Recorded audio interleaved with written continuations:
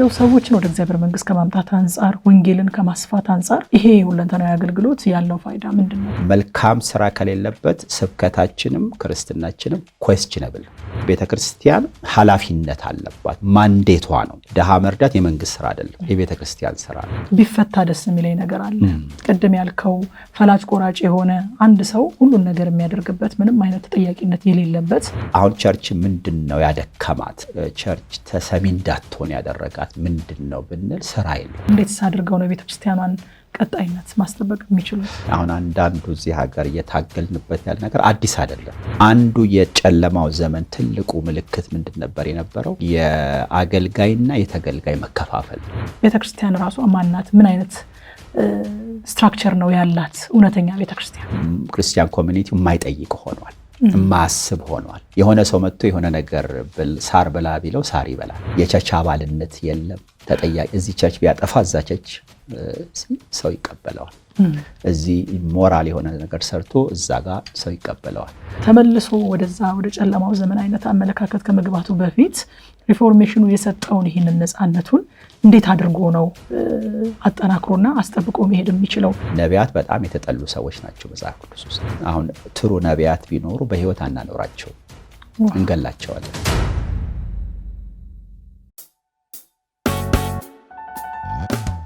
ጤና ይስጥልኝ የተወደዳችሁ የኒቆዲሞስ ሾው ተመልካቾች፣ የኒቆዲሞስ ሾው ነው። አዘጋጅና አቅራቢዋ ትዕግስት እጅጉ ነኝ። በኤልሻዳይ ቴሌቪዥን እና በኒቆዲሞስ ሾው ዩቲዩብ ቻናል የምትከታተሉት ሳምንታዊ የእንግዳ ፕሮግራሜ ነው። አብራችሁን ቆዩ። ውድ ተመልካቾች፣ ዛሬ ይዤላችሁ የመጣሁት እንግዳ ከወደ ካናዳ ነው የመጣው። ፓስተር ተረፈ ሰረቀ ይባላል። ዛሬ በሚኖረን ቆይታ እንግዲህ ባለፉት 40 ለሚጠጉ ዓመታት እግዚአብሔር በህይወቱ ያስተማረውን ነገር እጅግ በጣም ጠቃሚ ነገሮችን እንደምንካፈል አምናለሁኝ። በድጋሚ አብራችን ቆዩ።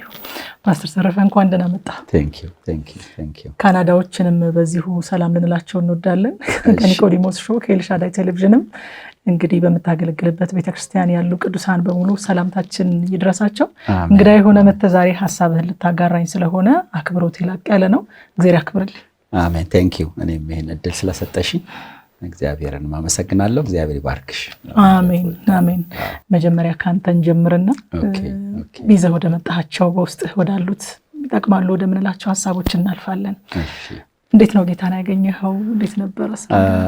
እንግዲህ እኔ ጌታን ያገኘሁት በስደት ነው እና ያው እንግዲህ የደርግ ጊዜ ነው እዚህና ብዙ ወጣቶች ያው በተለያየ መንገድ ሀገር እየለቀቁ እንደሄዱ እንግዲህ አንዱ ነኝ እና ወደ ጅቡቲ የሚባል ቦታ ነው የሄድኩት እና እዛ ያለሁኝ እንግዲህ አንድ ወንድም ነው ሙሉጌታ ጋላክሲ ይባላል እና እሱን ያው እግዚአብሔር ተጠቀመበት እና ያው እንግዲህ አዲስ አበባ ተወልጄ ያደግኩት እንግዲህ እንደ አዲስ አበባ ልጅ ነው ያደግኩት። ብዙ ነገር ውስጥ ኢንቮልቭ አደረግ ነበር። ያው ብዙ ዓለማዊ የሆነ ነገሮችን እንትን አደርግ ነበር። እንደውም ከመውጣት በፊት አንዱ ብዙ ጊዜ ምናዘው ዶሮ ማነቂያ የሚባል ሰፈር ነበር። ለምን እንደተባለ ባላቅም እዛ አካባቢ ብዙ ከወንድሜም ጋር ብዙ ነገር እናደርግ ነበር። እንግዲህ ከዛ ላይፍ ነው እግዚአብሔር በወጣትነት I was very young እና ይሄ ወንድም ያው ተገናኘን። ብዙ እኔ ላይ ኢንቨስት አድርጓል ስለ ጌታ ነገር እና አንድ ጥያቄ ነው የጠየቅኩት። ያው ብዙ ሪሊጂየስም እንትንም ባልኖረውም ግን እንደዚህ ነኝ የምለውም ነገር ስለነበር ይሄ ልጅ ወደኛ ቤት መጣ ወደምንኖርበት በሆነ ምክንያት እና ከዛ አንድ ጥያቄ ጠየቅኩትና መጽሐፍ ቅዱስ ማጥናት ትችላለህ ወይ ካንተ ጋር? እና እኔ ግን ያው እምነቴ እንደዚህ ነው ብዬ ነገርኩት። ትችላለህ አለኝ። እግዚአብሔር ይባርከው። እና ግን አንድ ነገር አድርግ አለኝና ምንድነው? መጽሐፍ ቅዱስን አንብብ፣ ግን ስታነብ እግዚአብሔር ሆይ እውነትን ግለጽልኝ ብለህ ጸልይ አለኝ። እና የሆኑ ወጣቶች ቤት ከአዲስ አበባ የመጡ ልጆች ናቸው። የሆነ መጽሐፍ ቅዱስ እንግዲህ ለምን እንደተቀመጠ አላቅም፣ እስከዛሬ ያ ባይብል ከኔ ጋር አለ እና ያንን ወሰድኩኝና ሰጡኝ ልጆቹ። ስደተኞች ስለነበረን ጊዜም ስላለን በቃ ሁሉ ጊዜ እግዚአብሔር ሆይ እኔ እውነትን ማወቅ ፈልጋለሁ። ምክንያቱም ብዙ አይነት እውነት የሚባል ብዙ ነገሮች ስላሉ ማለት ነውና ያ ለወራት ይሆናል። እጸልያለሁ፣ አነባለሁ፣ እጸልያለሁ፣ አነባለሁ። በቃ ጸሎቴ አንድ ናት፣ እውነትን ገለጽልኝ። እና መቼ ንስሐ እንደገባሁ አላቅም፣ መቼ ንስሐም ግባም ያለኝም የለም። ግን ህይወቴ ተቀይሮ አገኘሁት። ቶታሊ በቃ ትራንስፎርምድ ሆንኩኝ። በህይወቴ አይቼው ማላቀው ሰላም፣ አይቼው ማላቀው ደስታ ወደ ህይወቴ መጣ እና በዚህ ጊዜ ደግሞ ይሄ ልጅ ደግሞ ይከታተለኛል እና እግዚአብሔር ይባርከው። እንደ ታናሽ ወንድሙ ነው። አሁን እንኳን ሲያገኘኝ በቃ ልብስ ይገዛልኛል። ልብስ ማለት this is me as his younger brother እና ከዛ በኋላ ነው ያው እዛው ሌላ ወንድም አንድ ፓስተር ማሞ ነው የምንለው እኛ ደመቀ፣ አሁን አሜሪካ ነገር ፓስተር ነው። ከሱም ጋራ ተገናኘ። ሶስታችን ወደ 8 ወር ያህል ዝም ብለን እንጸልያለን እንጾማለን እና ከዛ ያው ይሄ ጅቡቲ ያለችው ቤተክርስቲያን በዛ ነው የተመሰረተችው። እዛው ማገልገል ያው ቅድም እንዳልኩሽ ያው እኔ ወደ ሊደርሺፕ የመጣሁት ጌታን ባገኘው በ3 ወሬ ነው እና ያልበክርም ሰዎችን ግን ሰው አልነበረም እና ጋሽ መለሰ ወጉ የሚባል እግዚአብሔር ያው ተጠቅሞበት እሱ መጥቶ ከተገኙት ሰዎች አንዱ እኔ ነኝ እና ኮሚቴ አርጎን ሄደ እና ከዛ ጊዜ ጀምሮ እንግዲህ በአገልግሎት ነው ያለሁት ማለት ነው። ያው በቸርቹም እግዚአብሔር ብዙ ነገር ሰራ። ዋው የሚገርም ነው። በዚህ ነው ወደ ጌታ የመጣሁት። እዛ ጅቡቲ በነበራችሁበት ጊዜ እንግዲህ ወንጌላዊ ያሬድ ጥላሁንም የዛው የእናንተ ባች ነው። ይገርመኛል። ከዛ የወጡ አገልጋዮችን ብዙ አገኛለሁኝ፣ ብዙ ሰማለሁና እንደው ምን ይሆን መሰረታቸው እንደዚህ ወጥተው ሁሉም ፍሬያማና ጠንካራ አገልጋዮች እንዲሆኑ ያደረጋቸው? የተመሰረቱበት መሰረት ምን ይሆን ብዬ አስባለሁ። ዝም ብዬ ሳይ በጣም ከባድ ችግር ነበረ። ስደት አለ በእምነታችን። ያው እስላም ሀገር ነው ሀገሩ። 1-2 ጊዜ ራሱ ቻፕላችን በፖሊሶች ሁሉ ተይዞ ወገኖች ሁሉ ታስረዋል። ሌላው ኑሮው ነው በጣም ከባድ ኑሮ። እንዳሁን ዘመን ስደተኞች የሚረዳን የለም እኛ እና በቃ ሚራክለስ ላይፍ ነው የምንኖር የነበረው እና ብዙ መከራ አለ፣ ብዙ ስደት አለ። የምንኖርበት ቤት ሙቀቱ፣ አየሩ በጣም ከባድ ነው እና ስለዚህ ያ ወደ ጌታ ብዙዎቻችንን አይ ቲንክ አስጠግቶናልና እንጾማለን፣ እንጸልያለን እና ደግሞ ሌላ በጣም የእግዚአብሔርን ቃል እናጠናለን። አይ ቲንክ እሱ ነው።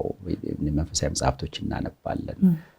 ሌላው በተለይ ጅቡቲ በጣም እኔ ክሬዲት ያው ክብር ለሚገባ ክብር ስጡ ስለሚባል ጃን ፕሪንስ የሚባል ሆላንዳዊ አገልጋይ ወደ 9 ጊዜ መጥቶ አገልግሎናል። የድሮ ሰዎች ያውቁታል እና እሱ ህይወታችን ላይ በጣም ነው ትልቅ ነገር በቃ ኢንቨስት ያደረገው። ኢቭን ያሬድም ስለሱ ያወራል። በእኔም እኔ እሱን ህይወት እሱን ሰው ባላገኝ ዛሬ እዚህ ልኖር አልችልም። ፍቅር አሳይቶናል፣ ክርስቶስን አሳይቶናል። በቃ ነጭ ነው ግን ሂሊፕስ በቃ እንደውም አንዴ እዚህ ኢትዮጵያ ውስጥ ድሮ ነው ማህበሬው መጥቼ የሆኑ ሰዎች ሜዲካል እንትኖች ጋር አብሮ ይሰራ ነበር፣ ሜዲካል ስኩል ያሉ ክርስቲያኖች ጋርና አንድ ሰው ምን ሲል ሰምቻለሁ፣ ጌታ እንደዚህ አይነት ሰው 4-5 ሰው ቢኖረው በዓለም ላይ ትልቅ ስራ መስራት ይችላል ሲል ሰው ሰምቻለሁ። ስለዚህ በጣም እንትን ነው፣ ሳክሪፊሻል ላይፍ ነው የሚኖረው። ከአውሮፓ መጥቶ ከኛ ጋር መሬት ላይ ይተኛል። ከኛ ጋራ ሙቀት በሌለ ኤር ኮንዲሽን በሌለበት ቤት ውስጥ ቆዳው እስኪላላጥ ድረስ እኛን ለማገልገልና የሱ ኢንፍሉዌንስ በጣም ሂውጅ ነው፣ በተለይ ጅቡቲ ላይ ማለት ነው። እና ደግሞ በጣም የጌታ እንትን ነበረ እንግዲህ አይ ዶንት ኖ እግዚአብሔር እንግዲህ ሊያድነን ፈልጎ ይሁን በጣም የሚገርም አይነት የእግዚአብሔር መንፈስ እንቅስቃሴ በመሃላችን ነበረና በጣም ቃሉን እናጠናለን፣ እንጸልያለን፣ እንጾማለንና በቃ ላይፋችን በኃይል ትራንስፎርምድ ሆነና ብዙ ሰዎች ከዛ ወንጌል እየሰሙ ኢቭን እዚህ ሀገር በትልቅ ደረጃ የሚያገለግሉ አገልጋዮች ያው እንዳሉ አውቃለሁ። ካናዳ ኤድመንተን ነው እንግዲህ ያለኸው። ረጅም ዓመታትም የኖርከው እዛው ነው። እዛ ያለችው የሃውስ ኦፍ ሪስቶሬሽን ቤተክርስቲያን እዛ ያለችው ኢትዮጵያን ኢቫንጀሊካል ቸርች ኤድመንተን ነው የምትባለው። እዚህ አዲስ አበባ ያለው ነው ሃውስ ኦፍ ሪስቶሬሽን ያልናት። እንዴት ተመሰረተ? እሱ እንግዲህ ያው ከኬንያ ከጅቡቲ የኬንያ ሄድኩኝ እና ያው የስደት ላይፍ ነው እንግዲህ ኬንያ እያለሁኝ ጌታ ተናገረኝ። ከኬንያ ከባለቤቴ ጋር ተጋባን እና በምትሄዱበት ቦታ ያው እኔ ቸርች ማቀው ጅቡቲን ስለሆነ እንደ ጅቡቲ ያለች ቤተክርስቲያን በመንፈስ የምትቀጣጠል ያው ተመሰረታል የሚል ድምጽ ሰማው እና እሱን ይዘን ነው ይሄን ምንም ብዙ ገና ገዳንን 3 ዓመት ተኩል ነው ምንም እናቀው ቴዎሎጂ አልተማርንም፣ ግን ጌታ እንወዳለን፣ የጌታን ቃል እናጠናለን እና እሱን ይዘን ሄድን። እንደሄድን ያው ረጅም ታሪክ ነው፣ ግን የምንኖርበት ቤት ውስጥ 5 ሰዎች ሆነን የተጀመረው እና ከግሪክ ከተለያየ ቦታ የመጡ ጥቂት እህቶች ነበሩ። ከነሱ ጋር ሆነን ያው ቤታችን ውስጥ ተጀመረ። የመጀመሪያ ልጃችን ሲወለድ ነው ወደ ቸርች የወጣው እና ያው ብዙ ቸርቿ ብዙ ነገር ውስጥ አልፋለች። ያው ብዙ ያው ያለማወቅም የኔም ብቃትም አለመኖር ኮንትሪቢዩት አድርገዋል በብዙ ነገሮችና ግን ኤኒዌይ በኋላ ግን ያው እግዚአብሔር በጣም ትልቅ ስራ ቤተክርስቲያን በጣም ትልቅ ቤተክርስቲያን ናት። ያው አሁን በከተማ ውስጥ 3 አጥቢያዎች አሉ። አንደኛው የእንግሊዝኛ ቸርች ነው። አሁን 4ኛ አጥቢያ ለመጀመር ኦልሬዲ ፕሮሰስ እያደረግን ነው ያለነው። ይሄ ሪቪዥን አለንና ያው ብዙ ስራ ኢትዮጵያ ውስጥም የሚሽን ስራ ትሰራለች። ካናዳ ባለው ህብረት ውስጥም አብራ ያለች ቤተክርስቲያን ናትና እንግዲህ ሲጀምር ሃምብል ቢጊኒንግ ነው። ብዙ ቅዱሳን ከተለያየ ከአውሮፓ፣ ከአፍሪካ፣ ከሱዳን፣ ከጅቡቲ የሚመጡ በኋላ ጆይን አደረጉን እና አሁን እንግዲህ ያለንበት ቦታ ደርሰናል። ጌታ ከበረ ቀደም ሲል እያነሳ ነው የነበረው ነገር ነበረ የቤተክርስቲያን ማንነትና የቤተክርስቲያን ኃላፊነት በምን አቅጣጫዎች መሆን እንዳለበት አንዳንድ ጊዜ ትኩረታችን አንድ ቦታ ብቻ ይወሰንና አንድ ነገር ላይ ብቻ ትኩረት እናደርግና ሁለንተናዊ አገልግሎት ለአማኞችም ሆነ ለቀረው የማህበረሰብ ክፍል ከመስጠት እንቆጠባለንና እስኪ እናንተ ቤተክርስቲያን ሁለንተናዊ አገልግሎት ከመስጠት አንፃር በልዩ ልዩ አቅጣጫዎች የምታደርገው ነገር ምን ይመስላል? ያው ሆሊስቲክ የሆነ ነገር ነው የምንሰራው። እንግዲህ ፎር ሳምሃው ጌታ ምሕረት አድርጎልን በኢትዮጵያም ውስጥ እንደገናም ደግሞ በከተማም ደረጃ ያው እንግዲህ ጌታ ለሰው ሁለመና ነው የሞተው። ቤተክርስቲያን ደግሞ ኃላፊነት አለባት። አሁን የአዲስ ኪዳን ቤተክርስቲያን ብትመለከች አሁን ሐዋርያ ጳውሎስ ወንጌል ብቻ አልነበረም የሚሰብከው። ከቦታ ቦታ እርዳታ ይዞ ሲጓዝ ታየዋለሽ። ወደ ኢየሩሳሌም መጥቶ አሁን ጴጥሮስ የሚሰብከውን ወንጌል ካስታወቃቸው በኋላ ቀኝ እጃቸውን ሲሰጡት ያሉት አንድ ነገር ምንድነው? ድሆችን እንድታስብ ያሉትና እሱም ይሄን ለማድረግ ተጋው ይላል። ድሆች፣ ስደተኞች፣ አንፎርቹኔት ነገር ውስጥ ያሉ ሰዎች የቤተክርስቲያን ኃላፊነት ነው። ኢቭን ሂስቶሪካሊም ስታየው መንግስት የሚያደርገውን ነገር በተለይ አሁን በምዕራቡ ዓለም አብዛኛውን ነገር ስትሰራ የነበረችው ቸርች ናት። በሐዋርያት ዘመን ብቻ ሳይሆን ስሩአውት ቸርች ሂስትሪ ቤተክርስቲያን ለማህበረሰብ እድገት ለውጥ ብዙ አስተዋጽኦ አድርጋለች። አሁን በዓለም ውስጥ ካሉ ቶፕ 10 ዩኒቨርሲቲዎች 5ቱ በቸርች ነው የተጀመሩት። እንደነ ሃርቫርድ ማለት ይቻላል። ትልልቅ የእርዳታ ተቋማት በዓለም ላይ የተጀመሩት በቸርች ነው። አሁን ሀብት ያላቸው ሀገሮች በጣም ብዙ አሉ በዓለም ላይ ግን ሲረዱ አታይም። የክርስቲያን ኢንፍሉዌንስ ያለበት በተለይ ኢቫንጀሊካልስ ኢቭን ካቶሊክም ኢቭን በኮፕቲክም እና ብዙ ይሄ ከጌታ አስተምሮ ከመልካሙ ሰማርያዊ ታሪክ ብርሃናችሁ በሰው ፊት ይብራ የሚለው አስተም ስትመለከች ክርስትና the most practical እምነት ነው። ስብከት ብቻ አይደለም፣ ክርስትና ኑሮ ነው። ስለዚህ ይሄ ነገር በጣም እኔ በውስጤም ስላለ በቸርችም አመራር ያው ለምሳሌ አንዱ በጣም በሰፊው ለብዙ ዓመት የሰራ ነው ስደተኞች እናመጣለን። እኔ ራሴ ስደተኛ ስለነበርኩ ኑሮውንም ስለማቅ ብዙዎቻችን እዛ ስለነበር ብዙ ስደተኞችን ወደ ካናዳ እንዲመጡ ቸርቿ ምክንያት ሆናለች። ብዙ ሰዎች ላይፍ ተቀይረዋል። እነሱ ተቀየር ቤተሰቦቻቸውን ረድተዋል። አሁን አክቹዋሊ በጣም ስራው እያደገ ከመምጣቱ የተነሳ የሶሻል ሰርቪስ አቋቁመናል። ያው ብርሃን ኮሚኒቲ ሶሳይቲ ይባላል። የራሱ ላይሰንስ አለው በመንግስት የራሱ እውቅና አለው። ልጆች ላይ እንሰራለን። ለምሳሌ እዛ የተወለዱ ልጆች ቱተሪንግ ፕሮግራም ላይ እንሰራለን። ስኮላርሺፕ እንዲያገኙ ዩኒቨርሲቲ እንዲገቡ ወላጆች ኢምፓወርመንት ላይ እንሰራለን። አክቹዋሊ አሁን በዚህ በቱተሪንጉ ላይ በጣም ውጤታማ እየሆንን ያለን ብዙ ልጆች በጣም ትልልቅ ስኮላርሺፖች ለማግኘት ምክንያት አሁን አብሮ ከኔ ጋር የሚያገለግል ወንድም አለ። ወንድም ኢሳያስ የሱ ልጅ ወደ $120,000 የሚሆን ስኮላርሺፕ በቅርቡ አግኝቷል። አሁን ልመጣ ስል እንኳን የሰማሁት 2 ቤተሰቦች ወደ $40,000 ስኮላርሺፕ አግኝተዋል። እንግዲህ የዚህ እንትን ውጤት ነው እና ልጆች ላይ አሁን በቸርች ውስጥ ስሰማ በጣም የትምህርት እንትናቸው በጣም የጨመረ ነው። በዚህ ዓመት ወደ ዩኒቨርሲቲ የገቡ ልጆች በጣም ቁጥራቸው ብዙ ነው። እንግዲህ ይሄ ጅማሬ ነው። ግና ብዙ ያው መስራት ይጠበቅብናል። ስደተኞች ሪሰትልመንት ላይ እንሰራለን፣ አድቮኬሲ እንሰራለን። ትምህርት ቤት ሄደን በተማሪ በወላጅ መካከል ችግር ሲፈጠር ይሄንን የሚሰሩ ያው ስታፍ የሆነ ወንድም አለ፣ አማን ይባላል። በጣም ትልቅ ስራ እየሰራ ያለ ወንድም ነው። እና እንግዲህ አንዱ በጣም አሁን አስፍተን ነው የራሱ ቦታ አለው የራሱ ፋሲሊቲ እግዚአብሔር ሰጥቶን እየሰራን ነው ያለ ነው። እና ደግሞ ሌላው እዚህ ኢትዮጵያ ውስጥ ደግሞ ድሆችን እንረዳለን። ያው ሜቢ በኋላ ምናነሳ ይሆናል። በዚህ በካናዳ ቤተክርስቲያናት ህብረትም በጋራ ሆነን ወደ 800 ልጆች በላይ ስፖንሰር አድርገናል ኢትዮጵያ ውስጥ ማለት ነው። እና በጣም ውጤታማ የሆነ አገልግሎት ነው። አሁን እኔ ለምሳሌ በግሌ ስፖንሰር ያደረኩት እንደ ምሳሌ ማለት ነው እና የዛሬ 17 ዓመት ምናምን የጀመርነው ልጁ አሁን ከአዲስ አበባ ዩኒቨርሲቲ ግራጁዌት አድርጎ የመንግስት ስራ ይዟል። አይነ ስውር ነው። እንደዚያም ብዙ አይነት ምስክርነቶች አሉና እንግዲህ በቃ ይሄንን ያው ኤድመንተን ቸርች እንግዲህ ብዙ ሼር ተሸክማለች ቤተክርስቲያን ናት። እንግዲህ ኢትዮጵያ ውስጥ በጣም ሰፊ የሆነ ስራ እንሰራለን። ባይብል ኮሌጅ ኦንላይን ባይብል ኮሌጅ አለን። እግዚአብሔር ቃል በሱ እናስተምራለን። እና ማህበረሰቡ ላይ እንግዲህ ብዙ የበጎ አድራጎት ስራ ያው እንሰራለን ከወንጌል ስብከት ባሻገር ማለት ነው። የምትሰሯቸውን ስራዎች የምትሰሩበት መንገድ እኔ በጣም አስተማሪ ሆኖ አግኝቼዋለሁኝ። ለምን የሆነ እያንዳንዱ ሰው አንዳንድ ነገር እየጀመረ ኃይሉ ከሚከፋፈል ፋይናንሻሊ ያለው ነገር እዛና እዛ ከሚበጣጠስ ያላችሁን ነገር ሁሉ አሰባስባችሁ በሙሉ አቅማችሁ አንድ ነገር ላይ የሚሄዳችሁ ነገር በጣም አስተማሪ ነው ብዬ አስባለሁኝ። በእኛ ሀገር ብዙ ያልተለመደ ነገር ስለሆነ እሱን እንደው ሼር ብታደርገን።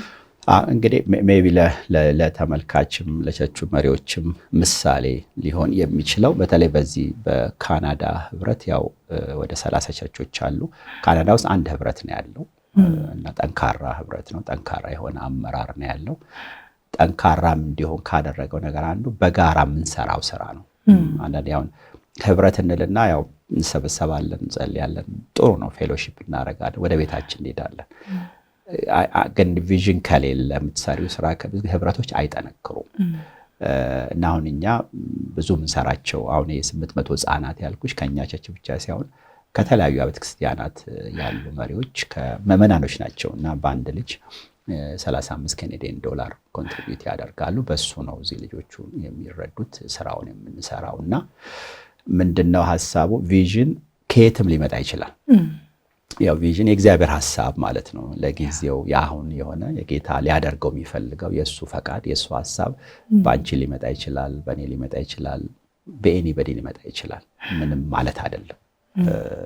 አንድ ጊዜ ቪዥነሪ የሚለው ነገር በጣም እናጎላዋለን ከእንትኑ በላይና ግን ያ ነገር የእግዚአብሔር ሐሳብ ከሆነ ከዛ ነገር ጋር መተባበር የሚል ነገር በቃ መተባበር ነገሩ የእግዚአብሔር ሐሳብ ነው።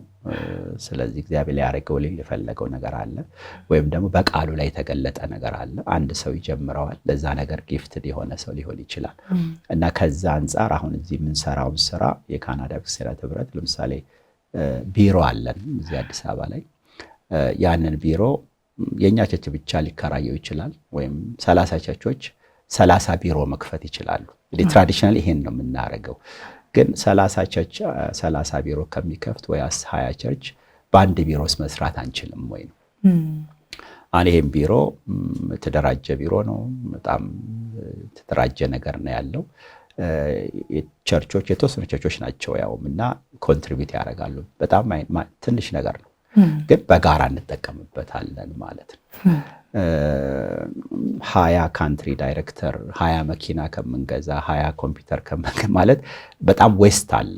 አሁን በዚህ በእግዚአብሔር ቤት ውስጥ በቸርች ብዙ ነገር ይባክናል። ግን በጋራ ብንሰራ ግን ኮስታችንን በጣም ከት እናደርጋለን፣ አንደክምም፣ ማንም ሰው ላይ ጫና አይሆንም፣ ስራው ይሰራል፣ እግዚአብሔር ይከብራል። ስለዚህ አሁን ህብረቱ የሚያደርገውን ነገር ሁሉ በዚህ ኢትዮጵያ ውስጥ ቪዥን ፎር ኢትዮጵያ ነው የምንባለው ስማችን። በመንግስት እውቅና ያለው ተቋም ነው። ኢትዮጵያ ውስጥ ስታፎች አሉት። በጣም የተደራጀ ጠንካራ ቦርድ አለው። ካናዳ ደግሞ ኮቨነንት ኢንተርናሽናል የሚባል ተቋም ነው። ይሄም ራሱን የካናዳ መንግስት ያወቀው ተቋም ነው እና ይሄንን የጀመርነው ያው እዚህ ኢምፕሊመንት ስራ ቪዥኑን ለማስደረግ ተብሎ የተጀመረ ስራ ነው። ስለዚህ አሁን እንኳን እዚህ ከመጣሁኝ በቃ የተለያዩ ቸርቾች ኢቭን ግለሰቦች ሁሉ ሳይቀሩ በጣም ሰብስታንሻል የሆነ አማውንት እየላኩ ያ ነገር ግን ቦታው ላይ እንዲደርስ እናደርጋለን። ሪፖርት እንዲያገኙ እናደርጋለን። ስራው እየተሰራ ነው ወይስ አልተሰራም የሚለውን ሁሉ ቼክ የሚያደርጉ ሰዎች ይኖሩናል። በጣም እንደ ቸርችም እዚህ ስለተጀመረ መንፈሳዊ የሆነው ነገር በመንፈሳዊ ልማት በልማት እናስኬዳለን እና በቃ ሞር እንግዲህ ቢሰራበት ሁሉ ሰው አንድ ቦታ ይሁን ማለት አንችልም። ግን አትስ ላይክ ማይንድድ የሆኑ ሰዎች መተባበር ቢቻል እና አሁን ምንድነው እኛ የጎዳን እንደ ወንጌላውያን በጣም ግለኝነት አለ። ኢንዲፔንደንት ሆነን ነው የምንሰራው እና ይሰራል ስራ። ለምሳሌ ምንጭ መሆን እንችላለን፣ ወንዝ መሆን አንችልም።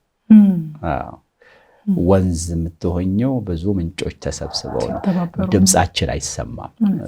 ኢምፓክትፉል የምንሆነው አሁን ነምበርስ ማተር።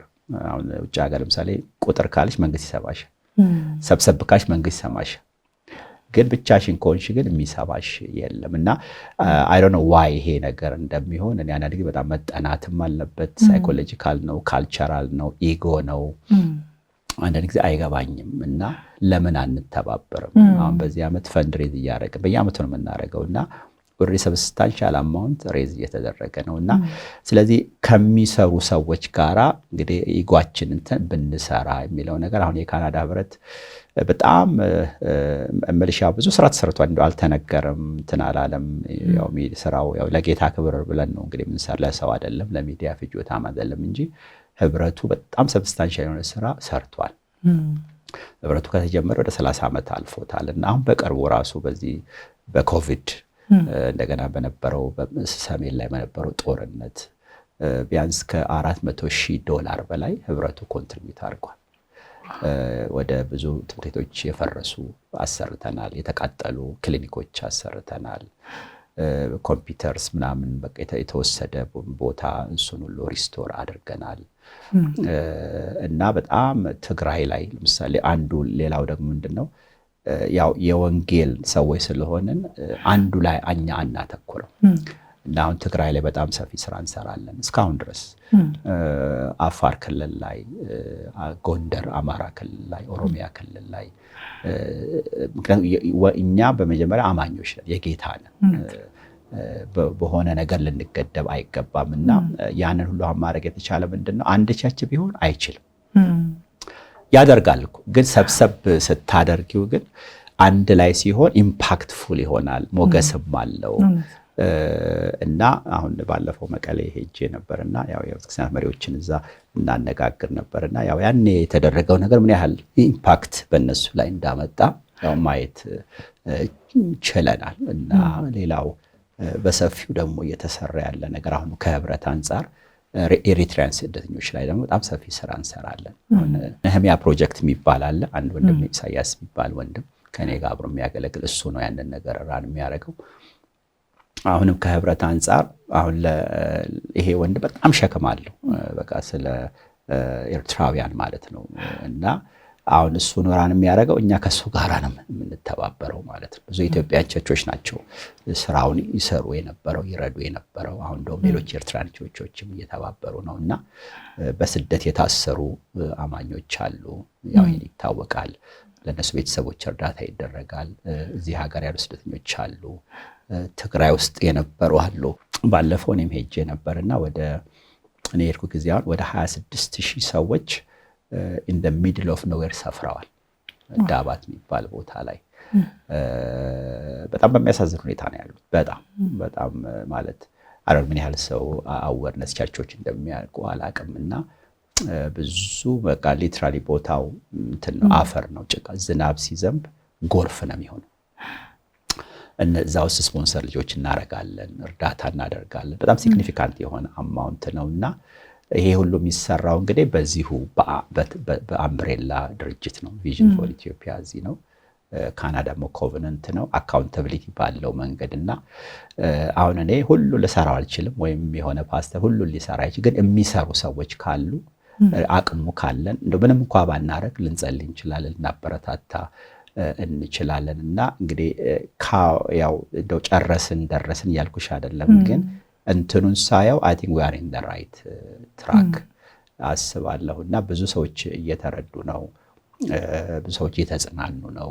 እና ይሄንን እንግዲህ ቸርቾች ናቸው፣ ካናዳ ያሉ ቸርቾች ናቸው በዋናነት ይሄንን ስራ እየሰሩ ያሉትና አሁን ምሳሌ ወሎ ላይ ቸርች ፕላንት ተደርገዋል። ስሪንቃ የሚባል ቦታ ላይ ከካናዳ ነው ልጁ፣ ከካናዳ መጥቶ ከኤድመንተን የዛ አካባቢ ነዋሪ ነው። የመጀመሪያ የወንጌል ዊትነስ ነው ይሄ ቸርች። ብዙ ዋጋ ተከፍሎበታል። ልጁ ራሱ በጣም ብዙ ዋጋ ከፍሏል። ግን ይሄን ሁሉ እንዲያደርግ ያው ቸርች ባትኖር ከኋላ ልጁም ይሄንን ማድረግ አይችልም። እኔም ሄጄ ነበር አንድ ጊዜና በጣም ከባድ ቦታ ነው። እንግዲህ ከካናዳ መጥቶ መብራት የሌለበት ሽንት ቤት የሌለበት ቦታ ነው የሚኖረው ልጁ ማለት ነው።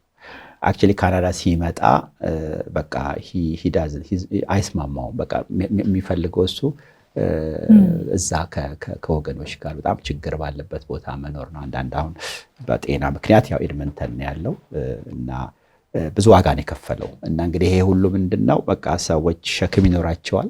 ግን ሁሉን ነገር ማድረግ ባንችል ግን እግዚአብሔር ካያያዘን ከመራን ሰው ጋር አብሮ የመስራቱ ነገር የመተባበሩ ነገር በተለይ አሁን ዲያስፖራ ያሉ ቸርቾች ብዙ አቅም አለ። ብዙ ተማሩ ሰዎች አሉ። ትልልቅ ቸርች ሲመሩ የነበሩ እዚህ ሀገር አሁን ውጭ ሀገር አሉና ኮኔክትድ መሆን ቢቻል ብዙ ስራ መስራት ይቻላል። ዱፕሊኬሽንም አይኖርም። አሁን ምንድነው ድግግሞሽ አለ። በቃ አንድ ቦታ ላይ የተለያዩ ሰዎች መታለልም አለ እና ያንን ሁሉ ያው ሊቀርፈው ይችላል። በርደንም አይሆንም። በቃ ሸክምም አንድ ሰው አሁን ይሄ ሁሉ ማውራለሽ እኔ ብሸከመው አልችለውም፣ ልሰራውም አልችልም፣ ውጤታማም ሊሆን አልችልም። ግን በህብረት በሚሆንበት ጊዜ ግን በቃ ብዙ ስራ መስራት እንችላለን ማለት ነው።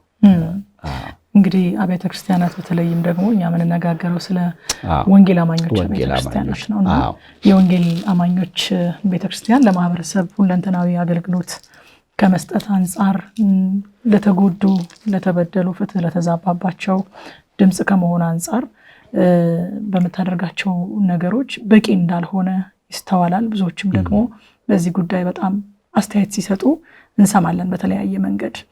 ወንጌላውያን አብያተ ክርስቲያናቱ ደግሞ ትኩረታቸውን ወንጌል ሰበካው ላይ አድርገው ሰዎች ወደ እግዚአብሔር መንግስት መምጣታቸው ዋናው ነገር እሱ እንደሆነ ይታወቃል። ግን እዛ ላይ ትኩረታቸውን አድርገው ይሄኛውን ችላ የሚሉበት ሁኔታ እንዳለ ይታያልና እንደው ሰዎችን ወደ እግዚአብሔር መንግስት ከማምጣት አንጻር ወንጌልን ከማስፋት አንጻር ይሄ ሁለንተናዊ አገልግሎት ያለው ፋይዳ ምንድነው ትላለህ? የምትለያዩ ነገር አይደለም።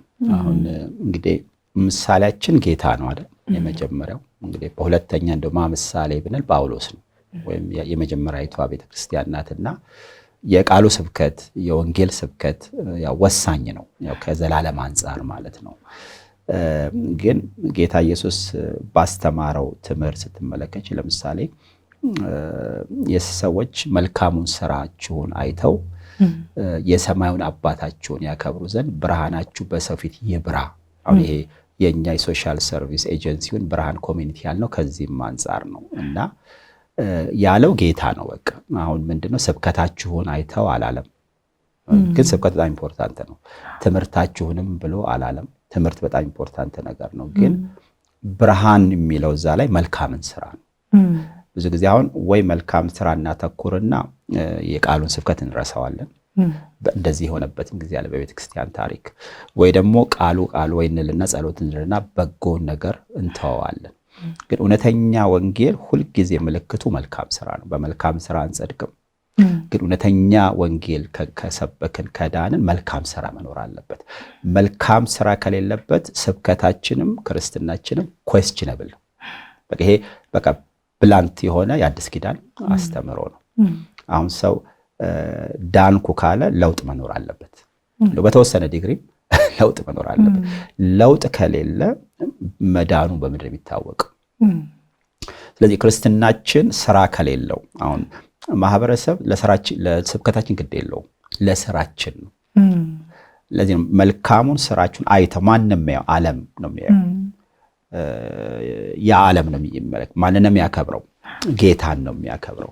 ስለዚህ ሁለቱ አብሮ ነው። በኢየሱስ አገልግሎት ይሄን ታያለች፣ በጳውሎስ አገልግሎት፣ በሐዋርያት አገልግሎት ይሄን እንመለከታለንና ስለዚህ ቤተክርስቲያን ኃላፊነት አለባት። ማንዴቷ ነው። አክቹአሊ ደሃ መርዳት የመንግስት ስራ አይደለም፣ የቤተክርስቲያን ስራ ነው።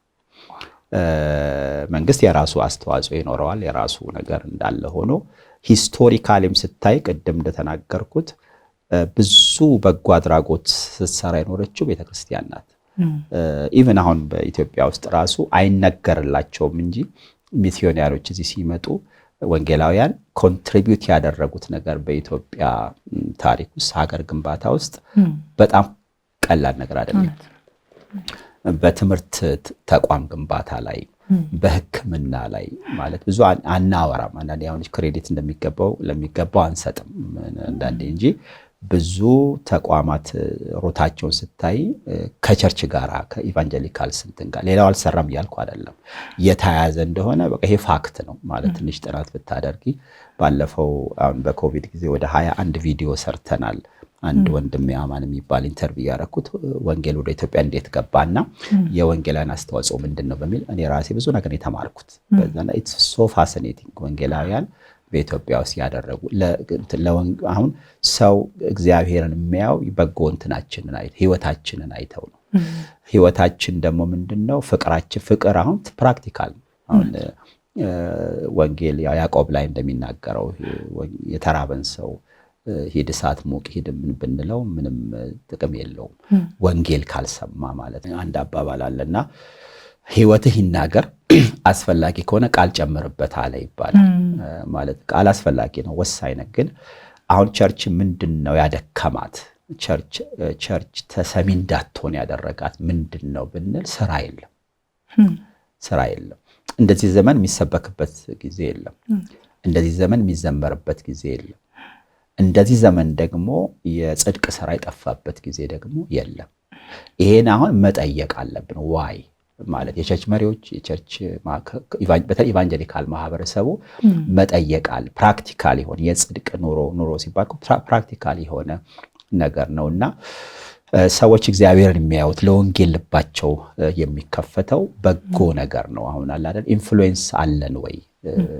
ግን ኢንፍሉዌንሳችን ግን በምንድን ነው የሚታወቀው? በስብከታችን፣ በንግግራችን ብዙ ከኛ በላይ እኮ የሚናገሩ የሚሰብኩም ሊኖሩ ይችላሉና ይሄ ፕራክቲካል የሆነ ነገር በጣም አስፈላጊ ነው። እኔ አሁን ስለ ቸርች ሳነሳ ቤተክርስቲያን ወይም ቤተክርስቲያን መሪዎች የጦር ሰራዊት የላቸውም፣ ጠመንጃ የለንም እና ግን የአንድ ክርስቲያን ሊደር ትልቁ አቅሙ ሞራል አውቶሪቲ ነው። አሁን ሰው ለምን ይሰማሻል? ሰው የሚሰማሽ ስብከትሽን ዝማሬሽን አይቶ አይደለም። ሰው የሚሰማሽ ስራሽን አይቶ ነው።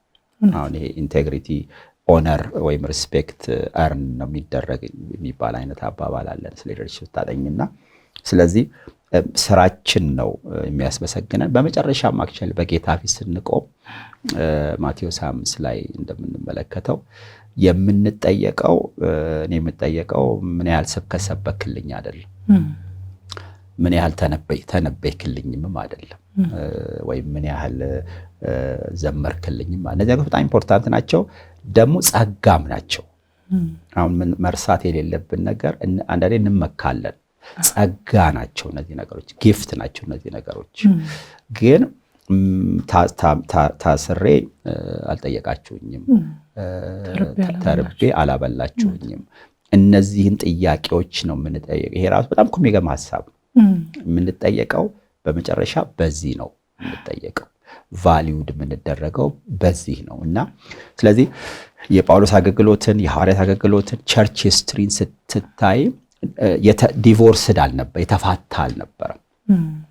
ሳምሃው ደግሞ በፔንቴኮስታል እንቅስቃሴ አሁን የፔንቴኮስታል እንቅስቃሴ አንዱ የሚነቀፍበት አንዱ ነገር ብዙ ጥሩ ነገሮች አምጥቷል። የፔንቴኮስታል እንቅስቃሴ ጊፍት ኦፍ ዘስ ብዙ ነገሮች፣ ግን ይሄ ፕራክቲካል ክርስቲያኒቲ ላይ ኢቭን አሁን ስለ እርዳታ እንኳን ስናነሳ ነጮች ሰጥተውን ስለምናረገው ነገር ነው የምናወራው። አንድ ጊዜ አሁን እዚህ የሆነ ክፍለ ሀገር ነውና ሄጅ ቆይቷልና አሁን እንደዚሁ የምንሰራውን ስራ እንዲህ ጠይቀው ሼር እያደረኩኝ እያለው ልጆች እነዚህ ስፖንሰር እናደርጋለን እያልኩ ለአንድ ክርስቲያን መሪ አወራው ነበርና እኛም እናደርጋለን አለኝና በኋላ ሲነግረኝ ከሆነ ተቋም ያው ገንዘቡ ይመጣል እነሱ ደግሞ ያንን ነገር ጥሩ ነው እግዚአብሔር ይመስገን የሚያደርጉ የነጭ ግን አሁን ዋና እኛስ እያደረግን ነው ከኛ ፖኬት ከኛ አንድ ብር የምትሆነ አሁን የቁጥር ጉዳይ አይደለም አዘ ክርስቲያን አሁን እዚህ ሀገር ቸርች ፕላንት አድርገናልና ካሁኑ ቸርቹ ለድሃ ለምሳሌ ከሚገኘው ነገር 10% ለድሃ ለሚሽን ወጪ እናደርጋለን ኤድመንተንም እንደዛ ነው የምናደርገው ቤተክርስቲያን በጀት ስናወጣ በየዓመቱ 10% ቸርቹ 10 ታወጣለች ያ ለድሃ ለሚሽን ለተለያየ ነገር ነው የሚውለው አሁን ሰውን ራሱ በጣም ብዙ ነገር ያደረግን ያለ ነውና ስለዚህ ቢብሊካል የሆነ ነገር ነው ለወንጌል በር ይከፍታል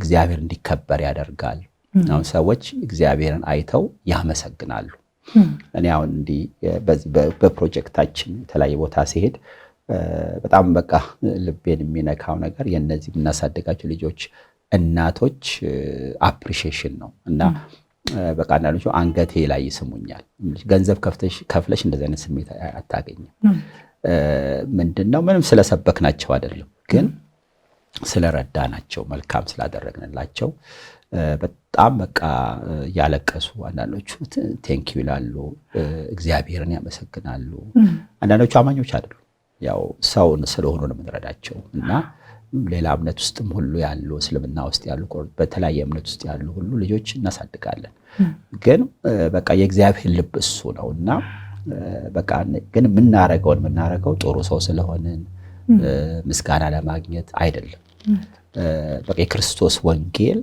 ስለሚያዘን ከዛ ተነስተን ነውና ሰዎች ጌታን ሲያከብሩ ጌታን ሲያመሰግኑ ሳይ በጣም ልቤ ይነካል እና ለወንጌል ትልቅ አቅም ነው እኔ ወንጌልም ነው ብዬ ነው የማስበው ቤተክርስቲያን እንግዲህ ሪስቶሬሽን ነው የሚያስፈልጋት ቅድም እንዳልከው ለምን የመጽሐፍ ቅዱስ ቤተክርስቲያን አሁን ያልከውን የምታደርግ ነበረች ሁለንተናዊ አገልግሎት የምትሰጥ ወደኋላ ሄደን ታሪካዊቷን ቤተክርስቲያንን ብንመለከት እንደዛው ወንጌልን ወደኛ ያመጡትም ወገኖች ያስለመዱን ነገር እንደዛ ነው ብዙ አሁን ዛሬ ሚሽን ትምህርት ቤቶች ውስጥ የተማሩ ሰዎች ወንጌልን ለመስማት ብዙም የራቁ አይደሉም ነው በልጅነቴ እኮ ሚሽን ትምህርት ቤት ነው ያደግኩት ይሄን መዝሙር ተሰማ ነው ያደግኩት ይሄንን ቃል ተሰማ ነው ያደግኩት ብለው ልባቸው ለወንጌል የተከፈተ በርካታ ሰዎችን እናውቃለን ሆስፒታሎችን መተዋቋቁመዋል ንጹህ የመጠጥ ውሃ ማህበረሰብ እንዲያገኝ አድርገዋል ይሄ ነው የቤተክርስቲያን ታሪክ በታሪክም በእኛም ሀገር እንኳን ብንመለከት የመመለስ ጉዳይ ነው እንጂ አዲስ ነገር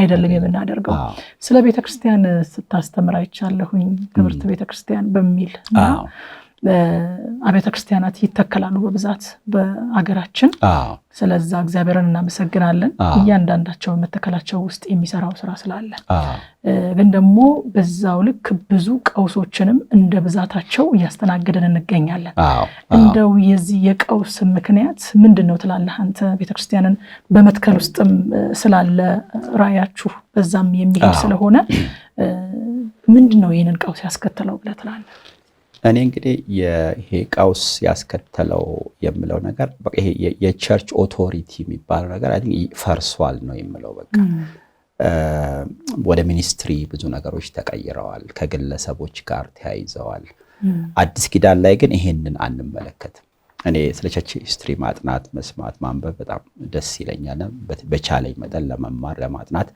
እሞክራለሁና ለምሳሌ አሁን ሚኒስትሪ የሚባለው ነገር ወይም እንግዲህ ከግለሰብ ጋር የተያያዘ ነገር እግዚአብሔር ጸጋ ይሰጣል እግዚአብሔር ጥሪ ይሰጣል ግን አንድ ሰው ላይ ብቻ የተንጠለጠለ ነገር የቅርብ ጊዜ ክስተት ነው በኦልሞስት 1800 ወደ 1800 ሌት 1800 አካባቢ በ1800 ወደ መጨረሻ አካባቢ ነው የተጀመረው ሪሊ ብታጠኙ ማለት ነው ከዛ በፊት ትልልቅ አገልግሎት የነበራቸው ቸርችን ኢምፓክት ያደረጉ ሰዎች ነበሩ ከሪፎርመርስ ጀምሮ ከነ ሉተር ከዌስሊ ካልቪን እነዚህ ሰዎች ጠቅላላ ቤተክርስቲያን ውስጥ ነበሩ ግን አንዳንዶቹ ቤተክርስቲያን ገፍታ አውጥታቸው ሚኒስትሪ የጀመሩ ሰዎች አሉ አንዱ በዛ ዘመን የሚኒስትሪ የተጀመረበት ምክንያት የነሱን ራይ ቸርች ልታስተናግድ አልቻለች በዘመኑ ወጡ ያ ነገር እግዚአብሔር ባረከው ብዙ ስራ ተሰራ ዛሬም ትልልቅ ሚኒስትሮች በአለም ላይ ኢምፓክት አሁን ግን ትሬንዱን ሳይ ነገሮች ወደ ቸርች ወደ ቤተክርስቲያን እየተመለሱ ነው። በጣም ትልልቅ ስራ የሚሰሩ ሰዎች ትልልቅ ስታይ ፓስተሮች ናቸው ወይ ቸርች ውስጥ ያሉ ሰዎች ናቸው፣ ተጠያቂዎች ናቸው። እነዚህ ሰዎች የገንዘብ ችግር የለባቸውም። እነዚህ ሰዎች አሁን ቢኖሩም ባይኖሩም ቤተክርስቲያን ትቀጥላለች። ግን በግለሰብ ላይ የተንጠለጠለ ነገር ከሆነ ግለሰቡ ወይም ግለሰቢቱ ከሄዱ ከሌሉ ነገሩ ኮላፕስ ያደርጋል። ይሄ ደግሞ በተለይ በኖርዝ አሜሪካ በ80ዎቹ በ90ዎቹ የታየ ነገር ነው። በቃ አዲስ ነገር አሁን አይደለም። ብዙ ነገር በጣም አደገኛም ነገር ነው። አሁን ጌታ ኢየሱስ የሚያውቀው ቤተክርስቲያንን ነው። አሁን ግሎሪየስ ቸርች ጳውሎስ የሚላት ክብርት ቤተክርስቲያን፣ እኔ አገልጋይ ነኝ፣ ፓስተር ነኝ፣ በቃ አንድ ብልት አንድ የአካሉ ክፍል ነኝ እንጂ እኔ ቸርች አይደለሁም። ስለዚህ መስራት ያለብኝ እንደ ቤተክርስቲያን ነውና አንዱ እንግዲህ የማየው ነገር ይሄ ነው። ሌላ ደግሞ ቸርች ጤነኛ መሆን አለባት። አንድ ጊዜ የሆነ የቤተክርስቲያን የቸርች ግሮዝ እንደዚህ ኮንፈረንስ ካፈል ነበርና ምን አለ አስተማሪው፣ እዛ ቦታ ላይ የሚያገለግለው ሰው ቤተክርስቲያንን ለማሳደግ አትጣሩ አለ። ቤተክርስቲያን ጤነኛ እንድትሆን ስሩ፣ ጤነኛ ነገር ያድጋል አለ። አሁን ጊዜ ለማሳደግ ብዙ ቴክኒክ ብዙ ነገር እንጠቀማለን። ጤነኛ ነገር ያድጋል። አሁን ጤነኛ ልጅ ከሆነ ያድጋል፣ ጤነኛ ቸርች ያድጋል። ስለዚህ ቤተክርስቲያን አሁን እዚህም ባለሁበትም ቦታ እንግዲህ እንዳልኩሽ ያው እድገት ቀጣይ ነው። አትሊስት ለማድረግ እየሞከርን ያለነው ነገር እኔ ሳጠና ምሳሌ የምትሆን ቸርች በአዲስ ኪዳን ውስጥ ያገኙት የአንጾኪያ ቤተክርስቲያንን ነው።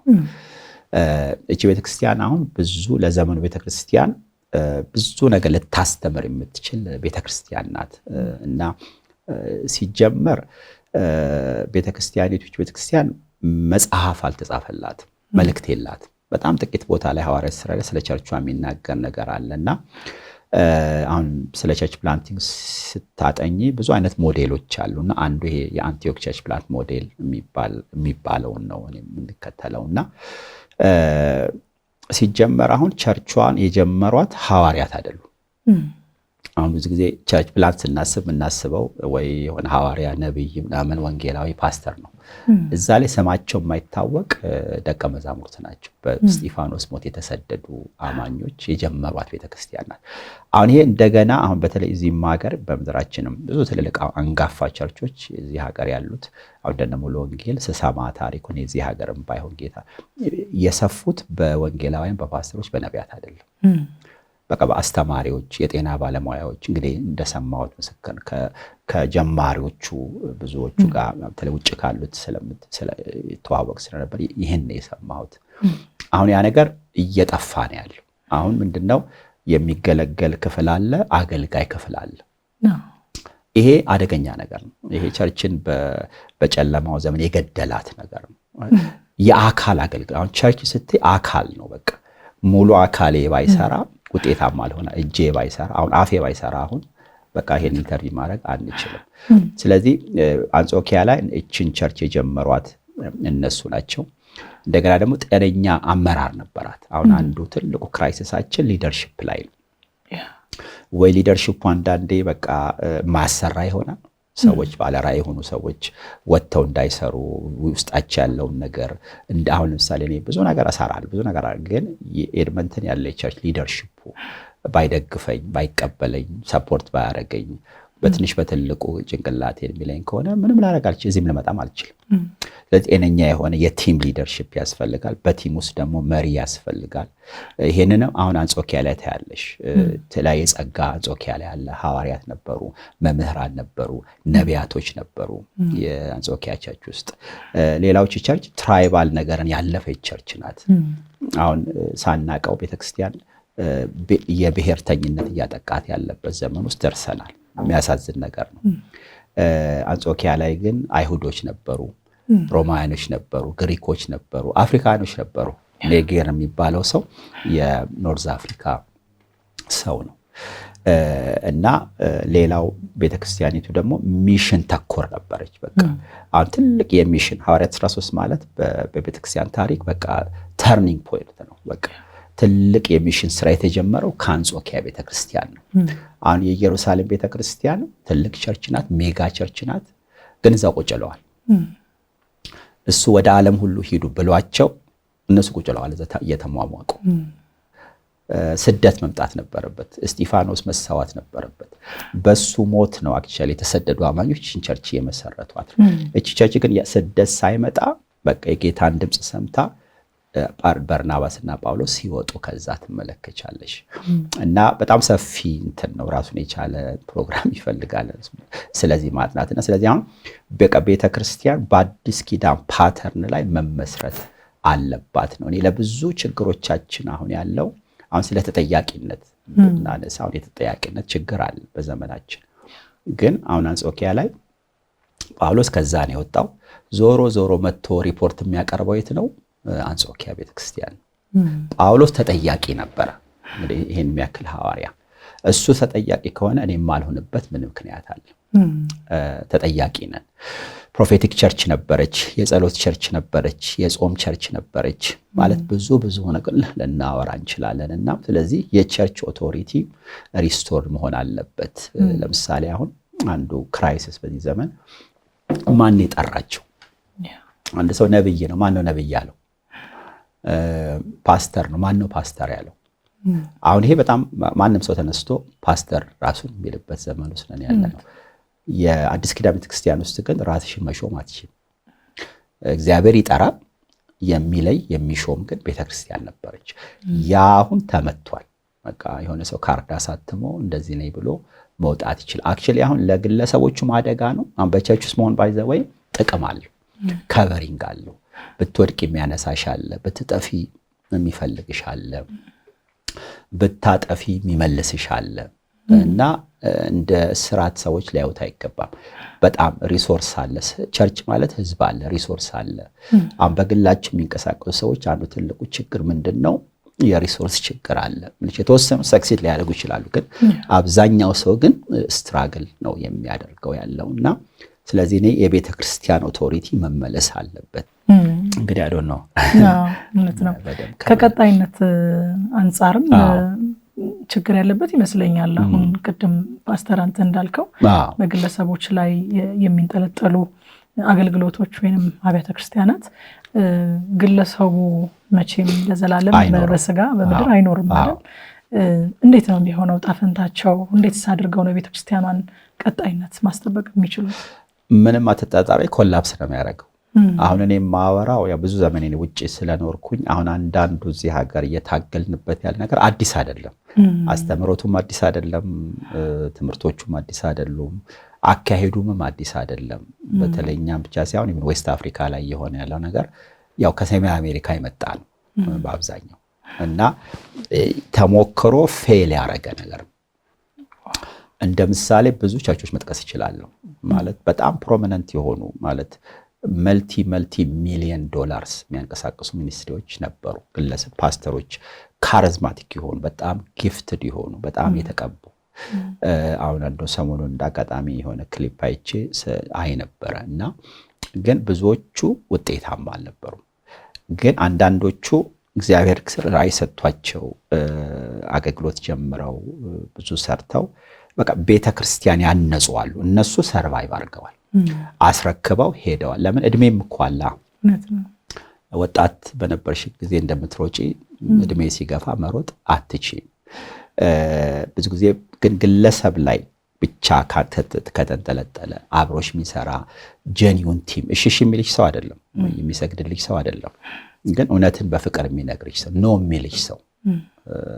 እኔ አሁን አንድ ጊዜ አንድ አይደለም ያው ኦንላይን ያለ ነገር ስለሆነ ይሄ ጂሚ ስዋገርት ቢባል ሰው ታውቂያለሽ። እና አንድ ደግሞ ካኒንግሃም የሆነ ትልቅ ሚኒስትሪ ያለው ወደ 1200 ሰራተኛ ያለው ሚኒስትሪ ሁለቱን አንድ ጋዜጠኛ ኢንተርቪው ያደረጋቸው እና ግን እንደ ምሳሌ አነሳዋለሁና አንደኛውን ምንድነው ጥያቄው አሁን አንድ ነገር መስራት ፈልገ ኖ ሜል ሰው አለ ወይ ብለው ስዋገርትን ጠየቁት።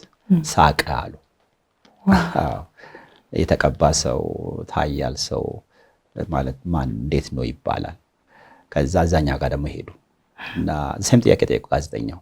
አራ የሆነ ፕሮጀክት አሁን ላደርግ ፈልጌ ቆይ ብለውኝ ነው ብለውኝ በቃ እየጠበቅኩ ነው ምናምን አላሉ። ያኛው ሰርቫይቭ አላረገም እንግዲህ አለ በህይወት ግን ያ ክብር የለም። ይሄኛው ግን አሁን ትልቅ ስራ ሰርቶ ግሎባል የሆነ ኢምፓክት ኖሮት ሪታየር አድርጎ አስረክቦ በህይወት ነው ያለው አለ። ስለዚህ ለግለሰቦቹ ራሱ ለተጠሩት እንትን ነው ሴፍቲ ነው በቸርች ስር ነው። ኦፍ ኮርስ ቸርች ምን ጤነኛ አመራር ይኖረዋል። አንዳንድ ጊዜ አሁን ቪዥነሪ የሆኑ ሰዎች አብሮ ውስጣቸው ያለ ነገር የሚያዩት ነገር አለ። ያን መስራት ሁል ጊዜ ያንን እንቅፋት ምን ሆን ከሆነ በጣም ከባድ ነው። አሁን አዝ ሊደርስ ማሰብ ያለብን ነገር ይሄ ነው። ነገር ግን በአሜሪካ በካናዳ ተሞክሮ እንደዚህ አይነት አገልግሎቶች ብዙ ጊዜ አሁን የሚገጥማቸው ትልልቅ ውድቀት ይገጥማቸዋል። ሌላው ደግሞ እንትን ይሄ ስካንድልስ የሞራል ውድቀት ያለው እነዚህ ቸርቾች ውስጥ ነው።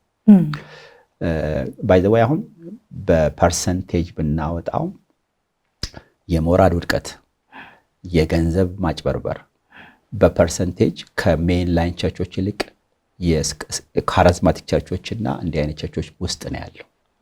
አዎ ምንድነው? ተጠያቂነት የለም። ሪል የሆነ ማለት ነው። ሪል የሆነ ተጠያቂነት የለም እና በዛ የጌታ ስም በኃይል ተሰድቧል። ቤተክርስቲያን አንገት ደፍታለች እና ስለዚህ አሁን ሰዎች እግዚአብሔር ሊጠራ ይችላል፣ ግን ቤተክርስቲያን ቸርች ላይ ነው መመስረት ያለባት።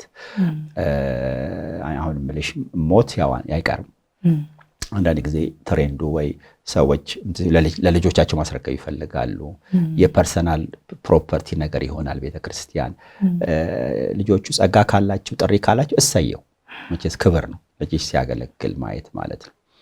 ግን ከሌላቸውስ በቃ አስረክቦ መሄድ ክብር ነው፣ ሌጋሲ ነው እና ብዙዎቹ በጣም በመጥፎ ሁኔታ ጨርሰው ልባቸው የተሰበረ ዲስክሬስድ የሆኑ በጣም ትልልቅ ክብር የነበራቸው አሁን በቃ ለመጥፎ ምሳሌ የሆኑ ሰዎች እኔ ብዙ አውቃለሁ። በተለይ ውጭ ሀገር ስለምኖር ማለት ነው።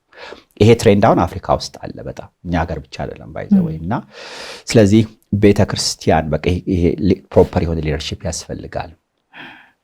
የአካሉ ስራ ያስፈልጋል።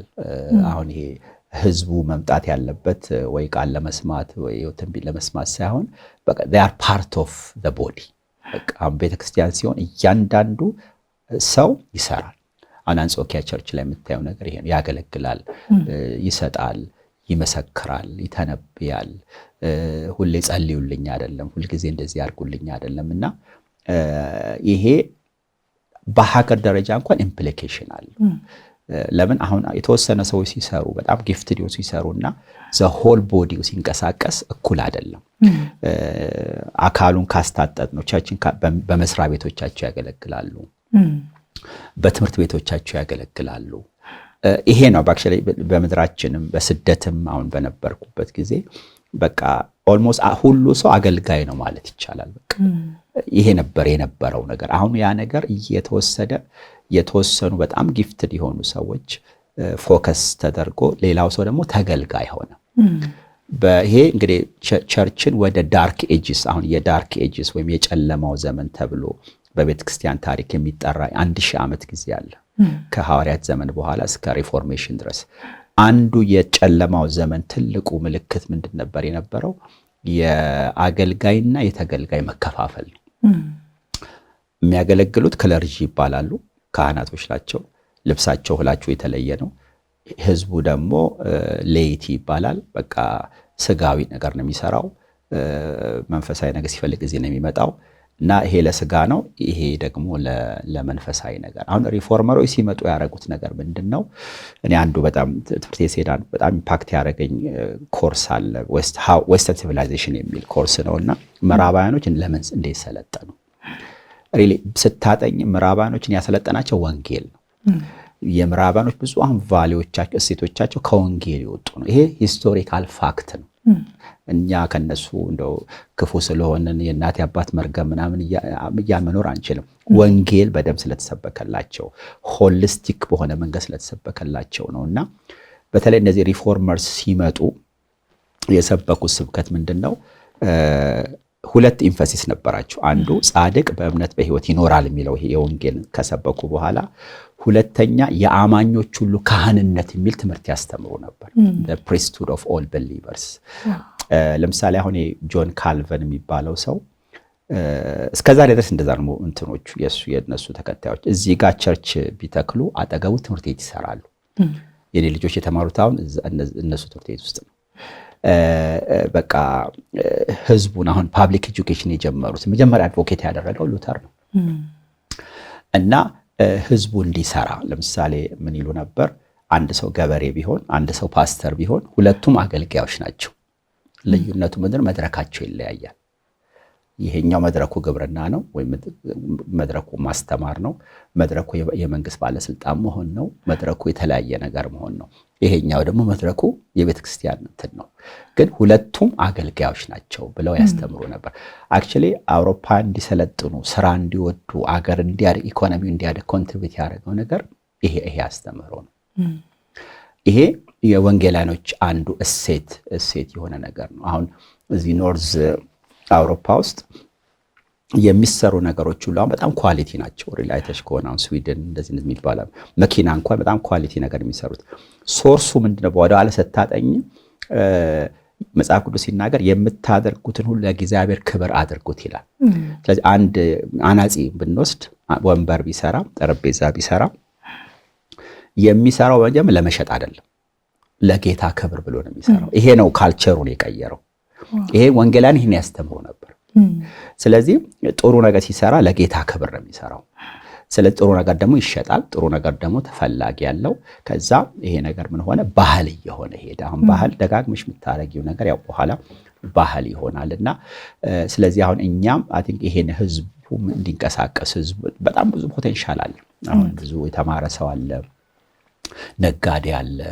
ግን ምን ያህሉ ለምሳሌ በንግድ ቦታ ላይ ተጽዕኖ እያመጣ ነው፣ የጽድቅ ተጽዕኖ እያመጣ ነው። ብዙ በፖለቲካ ውስጥ ያሉ ሰዎች አሉ። ምን ያህል የጽድቅ ኑሮ እየኖሩ ነው? ምን ያህል ኮራፕሽንን እየታገሉ ነው ያሉት? ምን ያህል ጊዜ አሁን ፓስተር ሆኖ ማገልገል ይቀላል።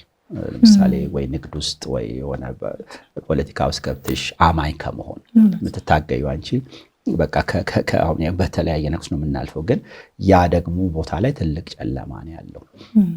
እኛ ደግሞ ብርሃኖች ነንና እንግዲህ ይሄ ትምህርት ህዝቡን ማነጽ፣ ቤተክርስቲያን መታነጿ፣ ህዝቡ መሰማራቱ መንፈሳዊ ብቻ ወይም ሰማያዊ ነገር ብቻ ሳይሆን ናሽናሊ በሀገር ግንባታ ላይ ተጽዕኖዋል።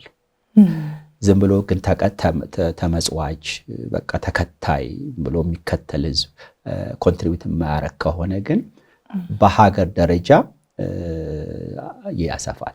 አሁን በአፍሪካ ውስጥ አንዱ አደጋ ይሄ ባይዘወኔ ብቻ ሳይሆን ብዙ በዚህ ኤሪያ ላይ በጣም ብዙ የተማሩ ሰዎች ኮንሰርን አላቸው።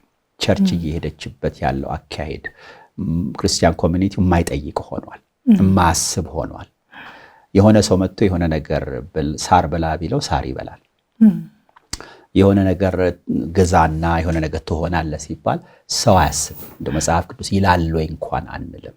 እና ይሄ እንግዲህ ለብዙ ነገር ያጋልጠናል። ሐሰተኛው ክርስቶስም እንኳን ሊያጋልጥ የሚችል ነገር ነውና ስለዚህ የቸርች ሬስቶሬሽን ያስፈልገናል እንግዲህ ከሚሉት ወገኖች መካከል እኔ ነኝ። በራሴም ህይወት ላይ ማለት ብዙ ነገር አሁን እኔ ብዙ ነገር ሪቫይዝ ያረኩት ትምህርቶቼን በተለይ አሁን ወደ ቃሉ ራሱ ወደ እግዚአብሔር ቃል አሁን ምንድነው ቤተክርስቲያን ሰው መስማት ያለበትን ሳይሆን መስበክ ያለባት፣ መስማት የሚፈልገውን ሳይሆን መስማት ያለበትን። አንዳንዴ መስማት በምንፈልገውና መስማት ባለበት መካከል ልዩነት አለ።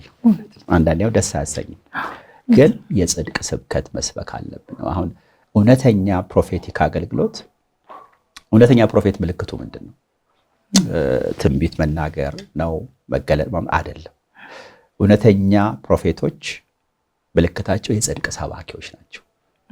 አሁን እኔ ባይብል ኮሌጅ ስላለን እዛ ላይ አስተምራለሁና የኦልድ ቴስትመንት ፕሮፌትስን ስናጠና የፍትህ ነገር ይገዳቸዋል፣ የድሃ ነገር ይገዳቸዋል ነቢያት። አሁን በጣም የፍትህ ነገር ኢንጀስቲስ ነገር ህግ ሲዛባ ይገድላል። አሁን ማናችንን ስለዛ የሚገደን ነው። ድሃ ሲጨቆን ይገዳቸዋል፣ ሰው ሲራብ ይገዳቸዋል፣ አምልኮ ሲበላሽ ይገዳቸዋል፣ ኮራፕሽን ሲመጣ ይገዳቸዋል። አሁን ነቢያት በጣም የተጠሉ ሰዎች ናቸው መጽሐፍ ቅዱስ ውስጥ። አሁን ትሩ ነቢያት ቢኖሩ በህይወት አናኖራቸው እንገላቸዋለን። ምክንያቱም መስማት ማንፈልገውን ነው የሚነግሩ። የምንፈልገውን አይነግሩንም። ስለ ፐርሰናሊቲ እንደዚህ ትሆናን አይሉንም። ይሄኛው ያስፈልጋል ግን እሱ ነው ወይ የእግዚአብሔር ዋናው ነገር ነው። ምክንያቱም መጽሐፉ የሚያወራው ጽድቁን መንግስቱን ፈልጉ ሌላው ነገር ምን ይጨመርላችኋል ነው የሚለውና እንግዲህ ይሄ ሩም ሊኖራቸው አሁን አዲስ ኪዳን ላይ ነቢያት ነበሩ። ስለ ሀገር ስለ ኢንተርናሽናል ነገር የሚናገሩ ነቢያት ነበሩ፣ ሐዋርያቶች ነበሩ። የጽድቅ ነገር ስለ ድሃ እነ ያዕቆብ ስለ አሰሪ ስለ ሰራተኛ ይናገሩ ነበር። ስለ ግፍ ይናገሩ ነበር። የሰዎች ባለጠጎች ደሞዞቻቸውን በጊዜው ስላልከፈሉ ስለሱ ይናገሩ ነበር። እና እንግዲህ ይሄ ሁሉ ያው ፕላትፎርሟ ቤተክርስቲያን ናት ነው። በቃ ጌታ የሞተው ለቸርች ነው። ለኔ ሞቷል በግል ግን ከዳንኩ በኋላ የተጠመቅኩት ቤተክርስቲያን ውስጥ ነው። አዲስ ኪዳን ላይ በቃ አሁን ሐዋርያ ጳውሎስ የጻፋቸው መልእክቶች ተመልከች። ከ3 መልእክት በስተቀር በሙሉ የጻፈው ለግለሰብ አይደለም። የራሱ በጣም ኮሚከም ነገር ለቤተ ክርስቲያን የጻፈው። እነዚህ ፓስቶራል ኤፒስትልስ የሚባሉት መጋቢ መልእክቶች ከነሱ በተለይ በጠቅላላ የተጻፈው ለግለሰብ አይደለም፣ ለቤተ ክርስቲያን ነው። ራእይም ላይ ለሰባቱ ክርስቲያናት ያው ለመልአክ ይላል። መልአኩን እንግዲህ ኮሜንታተርስ መሪው ነው ይላሉ። እኔም እጋራለሁ እሱን። ግን ስታነቢው መልእክቱ ለአካሉ ነው የተጻፈው። እኛ አሁን ማተኮር ያለብን ለአካሉ መገንባት አለበት፣ አካሉ መታነጽ አለበት። እና ቤተክርስቲያን ታነጸች ማለት ህብረተሰብ ታነጸ ማለት ነው። አሁን ቅድም ስናወራ አንድ ምሳሌ አንስተን ነበርና አሁን ልጆች ተወልደው በቤተሰብ ያደጉ ልጆችንና ያለ ቤተሰብ ያደጉ ልጆችን ተመልከች። ከ20 ዓመት በኋላ ብታያቸው አንድ አይደሉም። አሁን ሰው ድኗል። ጌታን ሰው በተለያየ ሊያገኝ ይችላል። የስደት ሊያገኝ ይችላል። በተለያየ ሰው ሊያገኝ ይችላል። ግን የት ነው ያደገው ነው። አሁን እያደጉ ያሉ ሰዎች ህዝብ ግን ምን ላይ ነው ያደጉ ያሉት? በምን አይነት እና በቸርች ያደገ ሰውና ከቸርች ውጭ ያደገ ሰው እዛም እያለ ያደገ ሰው ህይወቱ አንድ አይደለም፣ ተጠያቂ አይደለም፣ ባህሪው አልተሰራም። አሁን የቸርች አባልነት የለም፣ ተጠያቂ እዚህ ቸርች ቢያጠፋ እዛ ቸርች ሰው ይቀበለዋል።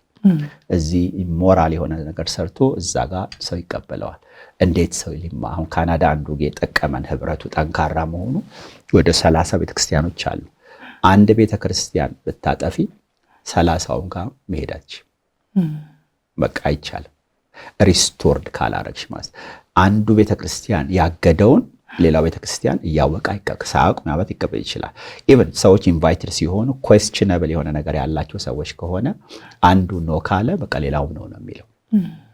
ይሄ አድመኝነት ከሱ መንፈስ አይደለም። ግን ቤተክርስቲያንን ከመጠበቅ አንጻር ሰው ለቸርች ሪስፔክት ከሌለው ምን ከዛ ሰው ጋር አካሉ ነው። በቃ ጌታ ቸርች ቤተክርስቲያን ይወዳል። ለቤተክርስቲያን ነው የሞተው። የሚሰራው ሰራት አለው የገሃነም ደጆች አይችሏትም ያለው ቤተክርስቲያን ነውና እሱ ነገር አይ ቲንክ በዚህ ዘመን እኔ ተመቷል ነው የምለው። እንግዲህ አንዳንዱ እንዲህ በትንትን ማለት እንሰበስብ ግን እየሰራን ነው ወይ? የጌታ ክብር መካከላችን ጄኒውን በሆነ መንገድ አለ ወይ? ፕሮፐር ሊደርሺፕ አለ ወይ? ተጠያቂነት አለ ወይ? ትኩረታችን የሱን ሐሳብ ነው እያደረግን ያለ ነው ወይስ የራሳችንን አጀንዳ ነው እየፈጸምን ያለ ነው የሚለው ነገር እንግዲህ ይሄ ነገር መታሰብ አለበት ብዬ በተለይ አስባለሁ። አሁን እዚያ ጋር ስመጣ በቃ ይሄ አባልነት እንኳን ፕሮፐር አባልነት በቃ እየጠፋ ነው እየመጣ ያለውና አደጋ አለው ብዬ አስባለሁ። እንግዲህ ይሄ ነው እይታይ እንዳልከው ነው። እንግዲህ በቤተክርስቲያን ስር እግዚአብሔር በዚያ ያዘዘው በረከት አለ። የቤተክርስቲያን ስልጣን አለ። በቤተክርስቲያን ውስጥ መሆን የሚሰጠው ከለላ የሚሰጠው በረከት አለ። እነዚህ ሁሉ ነገሮች እንዳሉ ሆነው ግን አንድ ነገር እንደው ቢፈታ ደስ የሚለኝ ነገር አለ። ቅድም ያልከው ፈላጭ ቆራጭ የሆነ አንድ ሰው ሁሉን ነገር የሚያደርግበት ምንም አይነት ተጠያቂነት የሌለበት በአንድ ግለሰብ ላይ የተንጠለጠለ አገልግሎትም ቤተክርስቲያን ተብሎ ስለሆነ የሚጠራው ሰዎች በቤተክርስቲያን ስር መሆን አለባቸው ሲባሉ በየትኛው ቤተክርስቲያን ስር መሆን አለባችሁ እያልናቸው ነው። ቤተክርስቲያንን እንዴት ነው ዲፋይን የምናደርጋት? ቤተክርስቲያን ራሷ ማናት? ምን አይነት ስትራክቸር ነው ያላት እውነተኛ ቤተክርስቲያን? ምንድነው? እንግዲህ እውነተኛ ቤተክርስቲያን ሳስብ ሁለት ነገሮች ወደ አእምሮ ይመጣሉ። በእግዚአብሔር ቃል ላይ የተመሰለችባቸው ብዙ ምሳሌዎች አሉ። አንዱ አካል ነው፣ ሁለተኛው ህንፃ ነው። እነዚህ ነገር ብዙ አሉ፣ ግን እነዚህ ነገሮች ወደ አእምሮ ይመጣሉና አካል የሚለውን ነገር ሳስብ አሁን አካል ያለው ነገር ህያው የሆነ ነገር በቃ ይሄ ፐርሰን አሁን ስለ ስላሴም ስናወራ ማለት ነውና አካል የሚለው ነገር የተገጣጠመ ነገር ነው። ውስጡ ኦርደር ያለው ነገር ነው። ህያው የሆነ ነገር ነው። ለምሳሌ አሁን እኛ ሰውን አካል አለን ስንል ይሄ እንደው መገጣጠም ብቻ ሳይሆን we are also a living being። አሁን ስለ ቸርች ሰዎች ሲያስተምሩ ቤተክርስቲያን ኦርጋኒዝምም ናት ኦርጋናይዜሽን ናት የሚባል አስተምረዋል። ህያው ናት። አሁን ቤተክርስቲያን ህያው ናት፣ በቃ የክርስቶስ አካል ናት። ስለዚህ ህያው መሆን አለባት። እንግዲህ በእግዚአብሔር መንፈስ፣ በእግዚአብሔር ቃል፣ በጸሎት፣ በመንፈስ ቅዱስ ህልውና እነዚህ ነገሮች በቤተክርስቲያን በጣም አስፈላጊ ነገሮች ናቸው። በሌላ ሳይድ ደግሞ ቤተክርስቲያን ደግሞ አሁን ህንፃ የሚለው ነገር ደግሞ ኦርደርን ደግሞ ያሳያል፣ መዋቅርን ያሳያል። አንድ ሰው ብቻውን የበላይ ሆኖ ቤተክርስቲያን ልትሆን አትችልም። ሚኒስትሪ መሆን ይችላል። ሚኒስትሪ ማለት ጸጋሽን ነው የምታካፊው። ውስጥሽ ያለውን ነገር ታካፊያለሽ። ያ ነገር መጥፎ ነው ማለት አይደለም። ሰው ይጠቀማል፣ ሰው ይፈወሳል፣ ሰው መልእክት ሊያገኝ ይችላል። ግን ኦርጋናይዝድ ደግሞ የሆነ ነገር አይደለም። ፕሮፐር የሆነ ሊደርሺፕ ደግሞ ያለው አሁን ሊደርሺፕ ሳወራ ወይም አመራር ስናወራ ይሄ የስ የሚሉኝን ሰዎች ብቻ አይደለም። በቃ ሪሊ ጀኒውንሊ እውነትን የሚናገሩ ተጠያቂ የሚያደርጉ። ስለዚህ መዋቅር ደግሞ በጣም አስፈላጊ የሆነ ነገር ነውና ስለዚህ አሁን የአዲስ ኪዳን ላይ የምናያት ቤተክርስቲያን ቅድም ላወራ እንዳሰብኩት አሁን የአንጾኪያ ቤተክርስቲያን ምሳሌ የምትሆን ቤተክርስቲያን ናት። በቃ አመራር አለበት፣ የእግዚአብሔር ድምፅ አለበት፣ ፕሮፌቲክ የሆነ ነገር አለባት እዚህ ቸርች ውስጥ። ኢቭን እነዚህን እግዚአብሔር የጠራቸው ለሰዎች እንኳን የሾመችው ራሷ ቤተክርስቲያን ናት። በቃ ቤተክርስቲያን ግለሰብ ወይ እኔ የፈለኩትን ነገር የማደርግባት ቦታ አይደለም። አሁን ባይዘው ለቸርች ብቻ ለኔ ለራሱ ጥሩ አይደለም። ለኔ ለራሱ አሁን በዚህ አይነት ነገሮች ያሉ ሰዎች ወደ ትክክለኛ አካል በቃ መዋቅር፣ ተጠያቂነት፣ ህይወት፣ አብሮ መስራት አለ አይደለም። አንዱ የበላይ አንዱ የበታች የሚሆንበትን ቦታም አይደለም። ኦርደር አስፈላጊ ነው። ፕሮፐር ኦርደር በጣም አስፈላጊ ነገር ነው። ነገር ግን ደግሞ መቀባበል ያለበት፣ ፍቅር ያለበት፣ የእግዚአብሔር ህልውና የሚስተናገድበት ቦታ መሆን ያስፈልጋታል ብዬ አስፈልጋለሁ። ስለዚህ ይሄ ኦርጋናይዜሽን ወሳኝ ነው። እንደገና ላይፍ ደግሞ ወሳኝ ነው። ተጠያቂነት ያለበት ቦታ ወሳኝ ነው። የአካልም ስራ ነው። በቃ ተወሰኑ ሰዎች እኮ ይደክማሉ። አሁን እኔ መማር ያለብን አገልግሎት የጀመር እኛ አይደለንም። ስለ ቤተክርስቲያን ያው ታሪክ አሁን ለምን እናጠናለን? አሁን ቸርች ሂስትሪ ለምን ይጠናል? ከታሪክ እንድንማር፣ ሌሎች ካጠፉት እኛ እንድንማር። ግድ እኮ ወድቀን መማር የለብንም አይደል? ተዋርደን መማር የለብንም። ታስረን መማር የለብንም። አንዳንዱ ነገር አሁን በቃ በጣም ብዙ ሾክ የሚያደርጉ ነገሮች በቸርች ኮሚኒቲ ውስጥ እየተሰሙ ነው ያሉትና ስለዚህ በቃ ይሄ አካሉ ቦታ መያዝ አለበት። ሌላው ደግሞ የቤተክርስቲያን ዋና ራስ ማን ነው? ጌታ ነው። ቤተክርስቲያን ማለት የምንሄድበት ቦታ አይደለም። it is a people የተጠርቶ የመጣ ማህበረሰብ፣ ከጨለማ ወደ ብርሃን የመጣ ማህበረሰብ ነው። ቤተክርስቲያን ባለቤት አላት። የኔ አይደለችም፣ የግለሰብ አይደለችም። የቤተክርስቲያን ሪሶርስ የኔ አይደለም። ይሄ በቃ ሲምፕል የሆነ ነገር ይመስላል፣ ግን ይሄን ነገር የሳቱ አገልጋዮች ብዙ ዋጋ ከፍለዋል። ህዝብ ተጎድቷል። የጌታ ስም ተሰድቧል። አንድ ጊዜ አንድ የነጮች ኮንፈረንስ በየዓመቱ ምን ሄድበት ነበር ከባለቤቴ ጋር ከቤተሰቤ ጋር ሆኜና እዛ ላይ አንድ ድምጽ መጣ እና ምንድን ነበር አገልጋዩ የሚለው አክቹዋሊ የሆነ እግዚአብሔር እንዲህ ሲናገር ብሎ እንደ ምሳሌ ነው ያቀረበልና ምን አለ በእንግሊዝኛ እግዚአብሔር እንደዚህ ይላል አለ give my church back ምንድነው ቤተክርስቲያን መልሱልኝ ይላል እግዚአብሔር ብሎ መልእክት መጣ ብሎ ተናገረ። የአገልጋይ እንግሊዛዊ ሰባኪ ነውና በጣም አረሳው። ተወስዶበታል ማለት ነው ቤተክርስቲያን። እና አሁን እኛ በቃ ወርስት ዋርድ ባላዳሮች ነን፣ በቃ አገልጋዮች ነን። ይሄ ነው ክብራችን፣ ይሄ ነው ሁሉ ነገር እኮ ያልፋል። አሁን እኛም እናልፋለን ጌታ ካልመጣ። ለጌሲያችን ምንድነው ጥለን የምንሄደው? ትውልዱን የምናስተምረው ምንድነው? እና ሰው ስለተሰበሰበ ቸርች ነው ማለት አይደለም። ለምሳሌ እዚያ ግብጽ ኮንስትራክሽን አለ አይደል? የሆነ ቦታ ብዙ ድንጋይ አንድ ላይ ተከምሮ ብታይ ህንፃ ማለት አይደለም።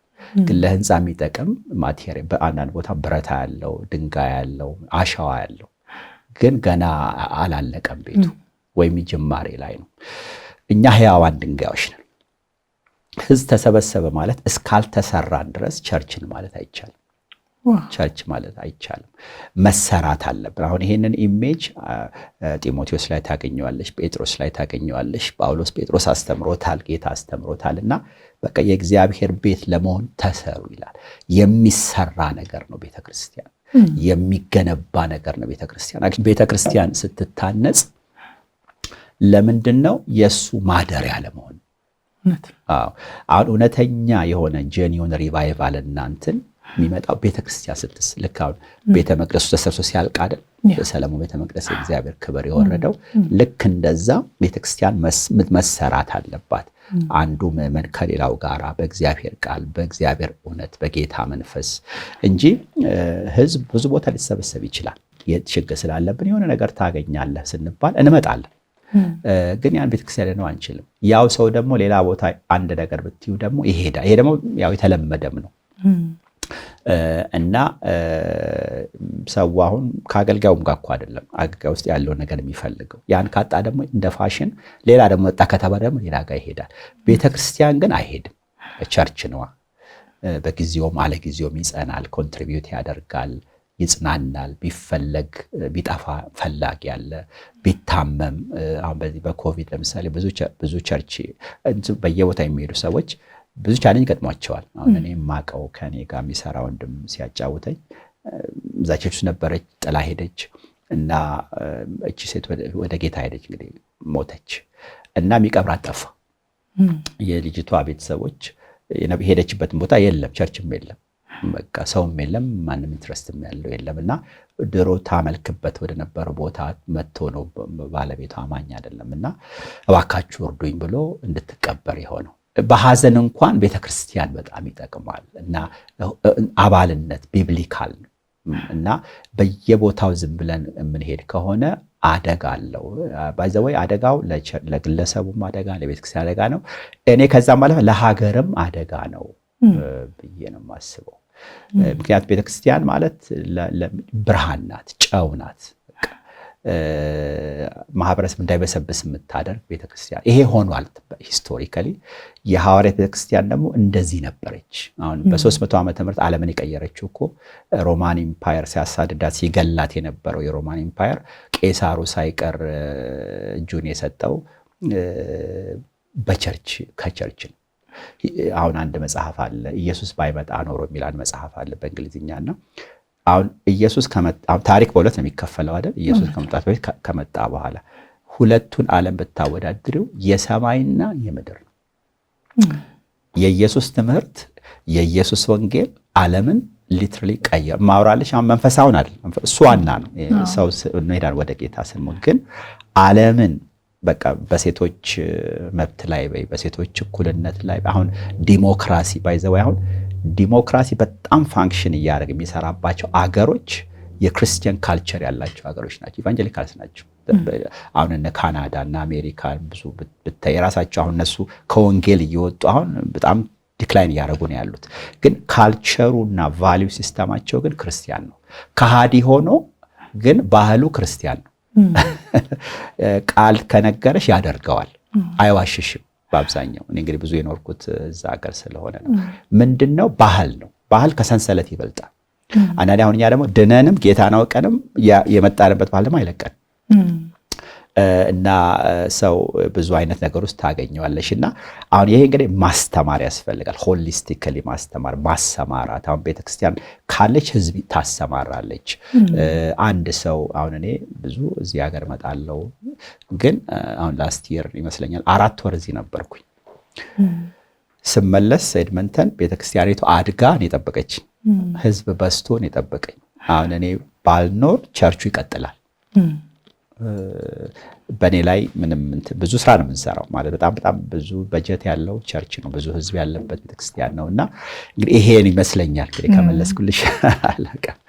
ተመልሷል። በጣም ቅድም አንድ ያነሳው ሀሳብ ነበረ፣ የጨለማው ዘመን መገለጫ በአገልጋይና በተገልጋይ መካከል የተፈጠረ ልዩነት፣ እንዲሁም ደግሞ በሪፎርሜሽን የሆነ አንድ ትልቅ ነገር ደግሞ ያንን መልሶ ሁሉም ሰው መድረኩ የተለያየ ግን አገልጋይ እንደሆነ እንዲያስብ ማድረግ ነው ብለህ ነበረ።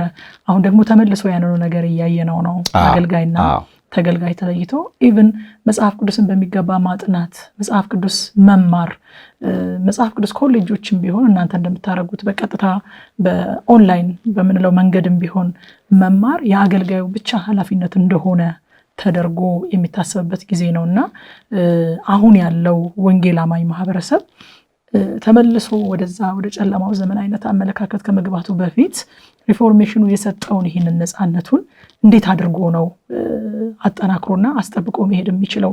እንዴት ነው ሁሉ ሰው ራሱን እንዳገልጋይ ማየት፣ ራሱን ማብቃት አስፈላጊ ነገር እንደሆነ፣ የእግዚአብሔርን ቃል መማር ማንዳቶሪ እንደሆነ ሊያስብ የሚችለው? እናንተም ከምትሰጡት አገልግሎት አንጻር እንደው የመጨረሻ ሀሳብ ይህን ብናነሳ ደስ ይለኛል። ማስተማር ነው፣ ማስተማርና ምሳሌ መሆን። አሁን እኔ አሁን የኛ ማህበረሰብ ሳይ ከምንማር ይልቅ አይተን እንማራለን። አሁን በምዕራቡ እኔ ብዙ ስለኖርኩኝ አሁን የሆነ ሰዎች አስተምረሻቸው ይቀየራሉ።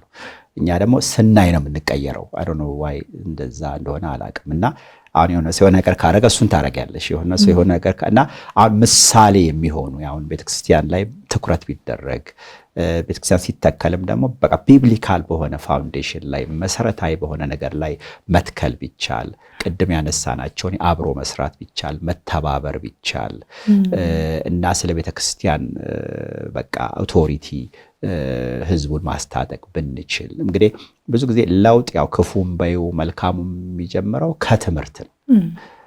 አሁን ዛሬ የተጨነቅን ያለንበት ነገር ትላንት የተዘራ ነው፣ ከየትም ከሰማይ አልወረደም። ቲቺንጎች ናቸው። አሁን ብዙ ቸርችን የጎዷት ነገር ሂስቶሪካሊ አሁንም ስትመለከቺ አስተምህሮ፣ ትምህርት ዘር ነው። ለምሳሌ በቆሎ ዘርተሽ ስንዴ አይበቅልም። አሁን ያለን ነገር ካላስደሰተን ዘር መቀየር አለብን። እንግዲህ አንዱ የሚጀምረው ይሄ ነው። ቢብሊካ ሁሉም እኮ ጥቅስ አለው። አሁን ሁሉ ነገር ጥቅስ አለው።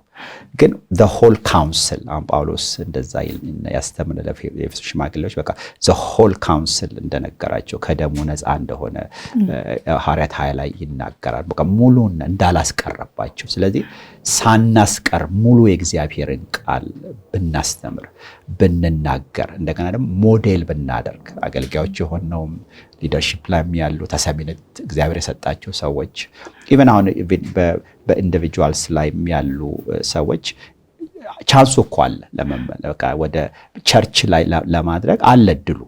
አንዳንድ ጊዜ እኮ ሰው መከተልሽ፣ ሰው ተሰሚ መሆንሽ እኮ ቀላል እኮ ነገር አይደለም። ህዝብ የሚከተላቸው መሪዎች አሉ፣ አገልጋዮች አሉ። እና ያ እድል ነው። በቃ ሰው ዝም ብሎ አይሰማሽም፣ የሆነ ነገር አይቶ ነው። ግን ያንን ወደ ትክክለኛው ነገር ብናደርገው፣ ክርስቶስ ተኮር ቢሆን፣ ተቋም ላይ መገንባት ብንችል። አሁን መንግስታት እንኳን ይሄን አይደል እያሉ ያሉ ተቋም ኢንስቲትዩሽን እንኳን ይላሉና የራሱ አንዳንዴ ኢንስቲትዩሽን በጣም ከእንትን ሲያልፍ የራሱ ማነቆ የሚሆንበት ጊዜ አለ። እሱም ማለት ሳይሆን በቃ ቢብሊካል የሆነ ፋውንዴሽን ላይ በቃ እኛ ሳንኖር ቤተክርስቲያን እንድትቀጥል አድርገን መስራት ቢቻል፣ ማስተማር ቢቻል፣ ሰውን ደግሞ አይደለም በቃ አገልጋይ ነው፣ ካህን ነው። ይሄ አዲስ ኪዳን አስተምሮ ነው። በቃ የተወሰኑ የተቀቡ የተወሰኑ የሚባለው ነገር እንደሱ አይደለም። ይሄ በታሪክም ውስጥ ቤተክርስቲያን የጎዳ ሀገርን የጎዳ አክቹሊ ድህነትን ያመጣ ምሳሌ ይሄ በዚህ በዳርክ ኤጅስ አንዱ ትልቁ ነገር በቃ ሰው በጣም መንፈሳዊ መሆን ስለሚፈልግ ምክንያቱም የሚሰራው ስራ ስጋዊ ነው ስለተባለ ብዙዎች መናኝ ሆነው ነበር። በቃ ለምን ውስጣቸውን መንፈሳዊ ስራ ለመስራት ማለት ነው። ግን ሪፎርመሮች ኖ የምትሰሩ ስራ እኮ መንፈሳዊ ነው። አንድ ጊዜ አሁን እኛ ቤተክርስቲያን እኔ የማውቅ ቤተክርስቲያን አንድ ወንድም በጣም ትልቅ ስራ ነው ያለው ኦይል ካምፓኒ ውስጥ ነው የሚሰራውና ፓስተር አለኝ መጥቶና እንደው እኔ ለስጋይ መሮጥ ትቼ መቼ ነው ጌታን የማገለግለው እያልኩኝ በቃ አለኝ እና ወዲያው ምን አልኩት አሁን እኮ እያገለገልክ ነው አልኩት። በጣም እንደሱ አላይ እያገለገልክ ነው ያለሁት። አሁን አንተ መስራት እኔን አያስገቡኝም። አንዳንድ መስሪያ ቤት አሁን ፓስተር የሚለው ስም ራሱ አያስገባሽም ወይ ነብይ ቸርች ላይ እኮ ነው ይሄ ነገር እንጂ እግዚአብሔር ሞገስ ያለው በሆነ መንግስት መስሪያ ቤት ሄደሽ ፓስተር ብትይ ምን ማነህ ሊሉሽ ይችላሉ። ተላውን በተለይ ውጭው ሀገር በጣም ሊበራል የሆነ ስለሆነ ግን እግዚአብሔር የዳኑትን ልጆች እዛ አስገብቷቸዋል። በቃ ባንክ ውስጥ አስገብቷቸዋል። መንግስት እዛ እየኖሩ ነው ወይ ለዛ ያስጣጠቅናቸው ነው። አሁን ይሄ ቸርች ስራ ነው። በቃ ኢኩፕ ያደረግናቸው ብርሃን ናቸው ወይ ጨው ናቸው ወይ በዛ ቦታ ላይ ይመሰክራሉ ወይ ላይፋቸው ይናገራል ወይ? እናም ተይው አሁን ብዙ እናወራለን ግን ህይወታችን ይመሰክራል ወይ ይናገራል ወይ? ለዛ አሁን ይሄ ስለ 5ቱ ቢሮ ስናጠና የፋይፎል ሚስ አንዱንትን ስራ መስራት ሳይሆን ህዝቡን ለመልካም ስራ ለመንፈሳዊ ስራ ማስታጠቅ ማሰማራት እውነተኛ መሪዎች ፓስተሮች እንትኖች አሁን ለሰው ትንቢት ብቻ መናገር ሲሆን ሰው ትንቢታዊ እንዲሆን ማድረግ ፕሮፌቲክ ፒፕልስ አሉ። ጳውሎስ ሁላችሁ ትንቢት ልትናገሩ ፈልጋለሁ ይላል እና በቃ ጸጋ ማካፈል ነው የእግዚአብሔርን ሐሳብ። ይሄ እንግዲህ በደንብ ሆሊስቲክ በሆነ መንገድ ማስተማር ሰዎች ባላቸው ጸጋ ባላቸው ትምህርት የጌታን ስራ እንዲሰሩ ትምህርቱ ነው እና ደግሞ አብሮ መቆም አብሮ መስራት። አሁን ትምህርትም ቶታል የለም እያልኩ ማለት ግን አሁን እኛ የጎዳን ሳይሆን ብትንትን ያለን ነገር ነው እና መረዳዳት ቢቻል አብሮ መስራት ቢቻል ቸርቾችም ሲተከሉ ደግሞ እነዚህ ቸርቾች በቃ ምሳሌ በሆነ መንገድ በአዲስ ኪዳን ፓተርን አሁን ቸርችን የጀመርንም እኛ አይደለንም። በቃ ቸርች እኮ የተመሰረተ መሰረት አለ። መሰረቱ ክርስቶስ ኢየሱስ ነው። በዛ ላይ እንዴት ሰው እንደሚገነባ ይጠንቀቅ ብሎ ጳውሎስ በቆሮንቶስ መጽሐፉ ላይ አስተምቃ አሁን ለሙሴ ለምሳሌ ስለ ቤተ መቅደሱ በተራራ ላይ እንዳሳየው ታደርግ ዘንድ ተጠንቀቅ ብሎታል። አሁን መጠንቀቅም አለብን። ለምን ይሄ ነገር ያስጠይቃል። እንጠየቃለን። የምንጠየቅበትም ጊዜ ይመጣል ማለት ሩቅ እኮ አይደለም ማለት እዚህ 100 ዓመት 200 ዓመት መቼስ አንኖርም። ጌታ ካልመጣ ወደ ጌታ እንሄዳለን እና ዘላለምንም ማሰብ ጥሩ ነው፣ ለራስም ነው። አሁን እኔ አንዳንድ ጊዜ እንደዚህ በክብር የሚጨርሱ ሰዎች ያስቀናኛል። አሁን እኔ በትዳር በክብር የሚጨርሱ ሰዎች አሁን ከተጋባው ወደ 36 ዓመት ሆኖኛል ከባለቤቴ ጋር በክብር መጨረስ በቃ እንዴት ደስ ይላል አላል። አሁን አንዳንዴ ውጭ ሀገር አሁን እነዚህ 50 ዓመት 60 ዓመት በጋብቻ ቆይተው እጅ ለእጅ ተያይዘው ነጮች ሲሄዱ ሳይ በጣም አያለሁኝ። ምክንያቱም ያያቸዋል እንዴት መታደል ነው። አገልጋዮች አሁን እንደዚህ ጨርሰው አስረክበው አባት ሆነው መካሪ ሆነው ሰዎች ለጸሎት እነሱ ጋር እየሄዱ ይሄ ግን እንዲሁ አይሆንም። ስንት ሰው ለፍቶ እኮ ለምን መንገድ ላይ ይጣላል? ግን ይሄ ሁሉ ያለው ቤተክርስቲያን ላይ ከሰራን ህዝብን ካስተማርን ቤተክርስቲያን ታድጋለች፣ ቤተክርስቲያን ተሰፋለች፣ ተጽዕኖዋ ደግሞ እያደገ ይመጣልና እንግዲህ በዚህ ዙሪያ ላይ ስለ ቸርች በጣም በቃ ይሄንን ህዝቡን ማስታጠቅ አለብን። አገልጋዮች እንደሆኑ በተሰጣቸው ጸጋ በገንዘባቸው በጊዜያቸው በእውቀታቸው እንደገና ደግሞ በጸጋቸው እያንዳንዱ ሰው ጸጋ አለ። ጌታ ስላለ ጸጋ አለ እና ይሄ ጸጋ ደግሞ ቸርች ውስጥ ብቻ አይደለም። አሁን አንዳንድ ጊዜ አንዱ ዲሰፕሽን ምንድነው አገልግሎት ሲባል ትዝ የሚለን መድረክ ላይ ነው ወይም የሆነ አራት ግርግዳ ውስጥ ወይ ህንጻ ውስጥ የምናደርገው ነገር ነው አገልግሎት የምንለው። አገልግሎት አንዱ ክፍል እሱ ነው። ግን አገልግሎት ማለት በቃ 24/7 ነው። አሁን ትዳር አገልግሎት ነው። ልጅ ማሳደግ አገልግሎት ነው። ስራ አገልግሎት ነው። መጽሐፍ ቅዱስ ስለ ስራ ያስተምራል። ስለ ሰሪና ስለ ሰራተኛ ያስተምራል። በጣም ከሚገርመኝ አንድ ጥቅስ አዲስ ኪዳን ውስጥ ስለ ጌቶች ባሮች ነው የሚያወራው። ግን ኢምፕሎየር ልንሆን እንችላለን እና እዛ ቦታ ላይ ለታይታ ሳይሆን የምትሰሩትን ስራ ለጌታ ብላችሁ አድርጉ የሚል ቃል አለ። አሁን እሱ እንደዚህ እንሰብካለን ነው እኛ ስራ ቦታ የምትሰሩትን ስራ ለማብላችሁ ስሩ፣ ለጌታ ብላችሁ ስሩ። አሁን መዝሙር አይደለም፣ የሆነ ስብከት አይደለም፣ ስራ ነው የሚያወራው። ይሄ አይደለም ሌላ የሚቀርበው ደግሞ ከጌታ ብድራትን ትቀበላላችሁና ይላል ጳውሎስ። ምን ማለት ነው? አንድ ሰው አንድ ቦታ ቢሰራ፣ በትጋት ቢሰራ፣ በታማኝነት ቢሰራ ከጌታ ዘንድ ብድራት አለው። እንደዚህ አይነት ወንጌል አልሰማንም። አንዳንዴ ምን እላለሁ እኔ ኖ ወንደር ቸርች ውስጥ ችግር የሚበዛው ብዙ ብርሃኖች አንድ ላይ ተቀምጠናል። ብዙ ጨዎች አንድ ቤት ተቀምጠን በቃ እርስ በርሳችን የምንጣላ የምንጎዳዳ፣ ግን ብንበተንስ? እኔ አንዳንድ ቸርችን እንደ ጋዝ ስቴሽን አያታለሁ። በተለይ አምልኮ ይሄ በትራዲሽናል ቸርች የምንለው ማለት ነውና አሁን ሰው መኪና ጋዝ ስቴሽን ሄደን መኪናን ሞላና ጋዝ እዛ እንቀመጣለን? አንቀመጥም። ተነስተን እንነዳለን። አሁን እሁድ እንመጣለን፣ እናመልካለን፣ ቃል እንካፈላለን፣ እንሰጣለን። በጌታ ጸጋ ተሞት ወዴት ነው የምንሄደው? ወደ አገልግሎት፣ ወደ በቃ በመስሪያ ቤት በምን ይሄ አስተምህሮ ነው እንግዲህ የሪፎርመርስ ቲቺንግ እና ሞር ይሄ ቢደረግ ብዙ ለውጥ ይመጣል ብዬ አስባለሁ። በጣም እናመሰግናለን ፓስተር። በእውነት በጣም ብዙ የሚጠቅም ነገር ነው ያካፈልከን። እንግዳችን ሆነ እነዚህን ሀሳቦች ለተመልካቾች ስላካፈልክ በኤልሻዳይ ቴሌቪዥንም በኒቆዲሞስ ሾውም ስም እግዚአብሔር ያክብርልኝ ማለት ፈልጋለሁ። አመሰግናለሁ። ተባረክ። እኔም እድሉን ሰተሽኝ በውስጥ ያለውን ነገር እንዳካፍል ይሄን ቻንስ ስላገኘሁኝ ጌታ ይባርክሽ፣ ያስፋሽ። ተባረኪ። አሜን። የተወዳችሁ ተመልካቾቻችን ዛሬ በነበረን ቆይታ እጅግ ጠቃሚ ሀሳቦችን እንደተካፈላችሁ አምናለሁኝ። ሳምንት በሌላ እንግዳ ጠብቃችኋለሁ። ትዕግስት እጅጉ ነበርኩኝ። መልካም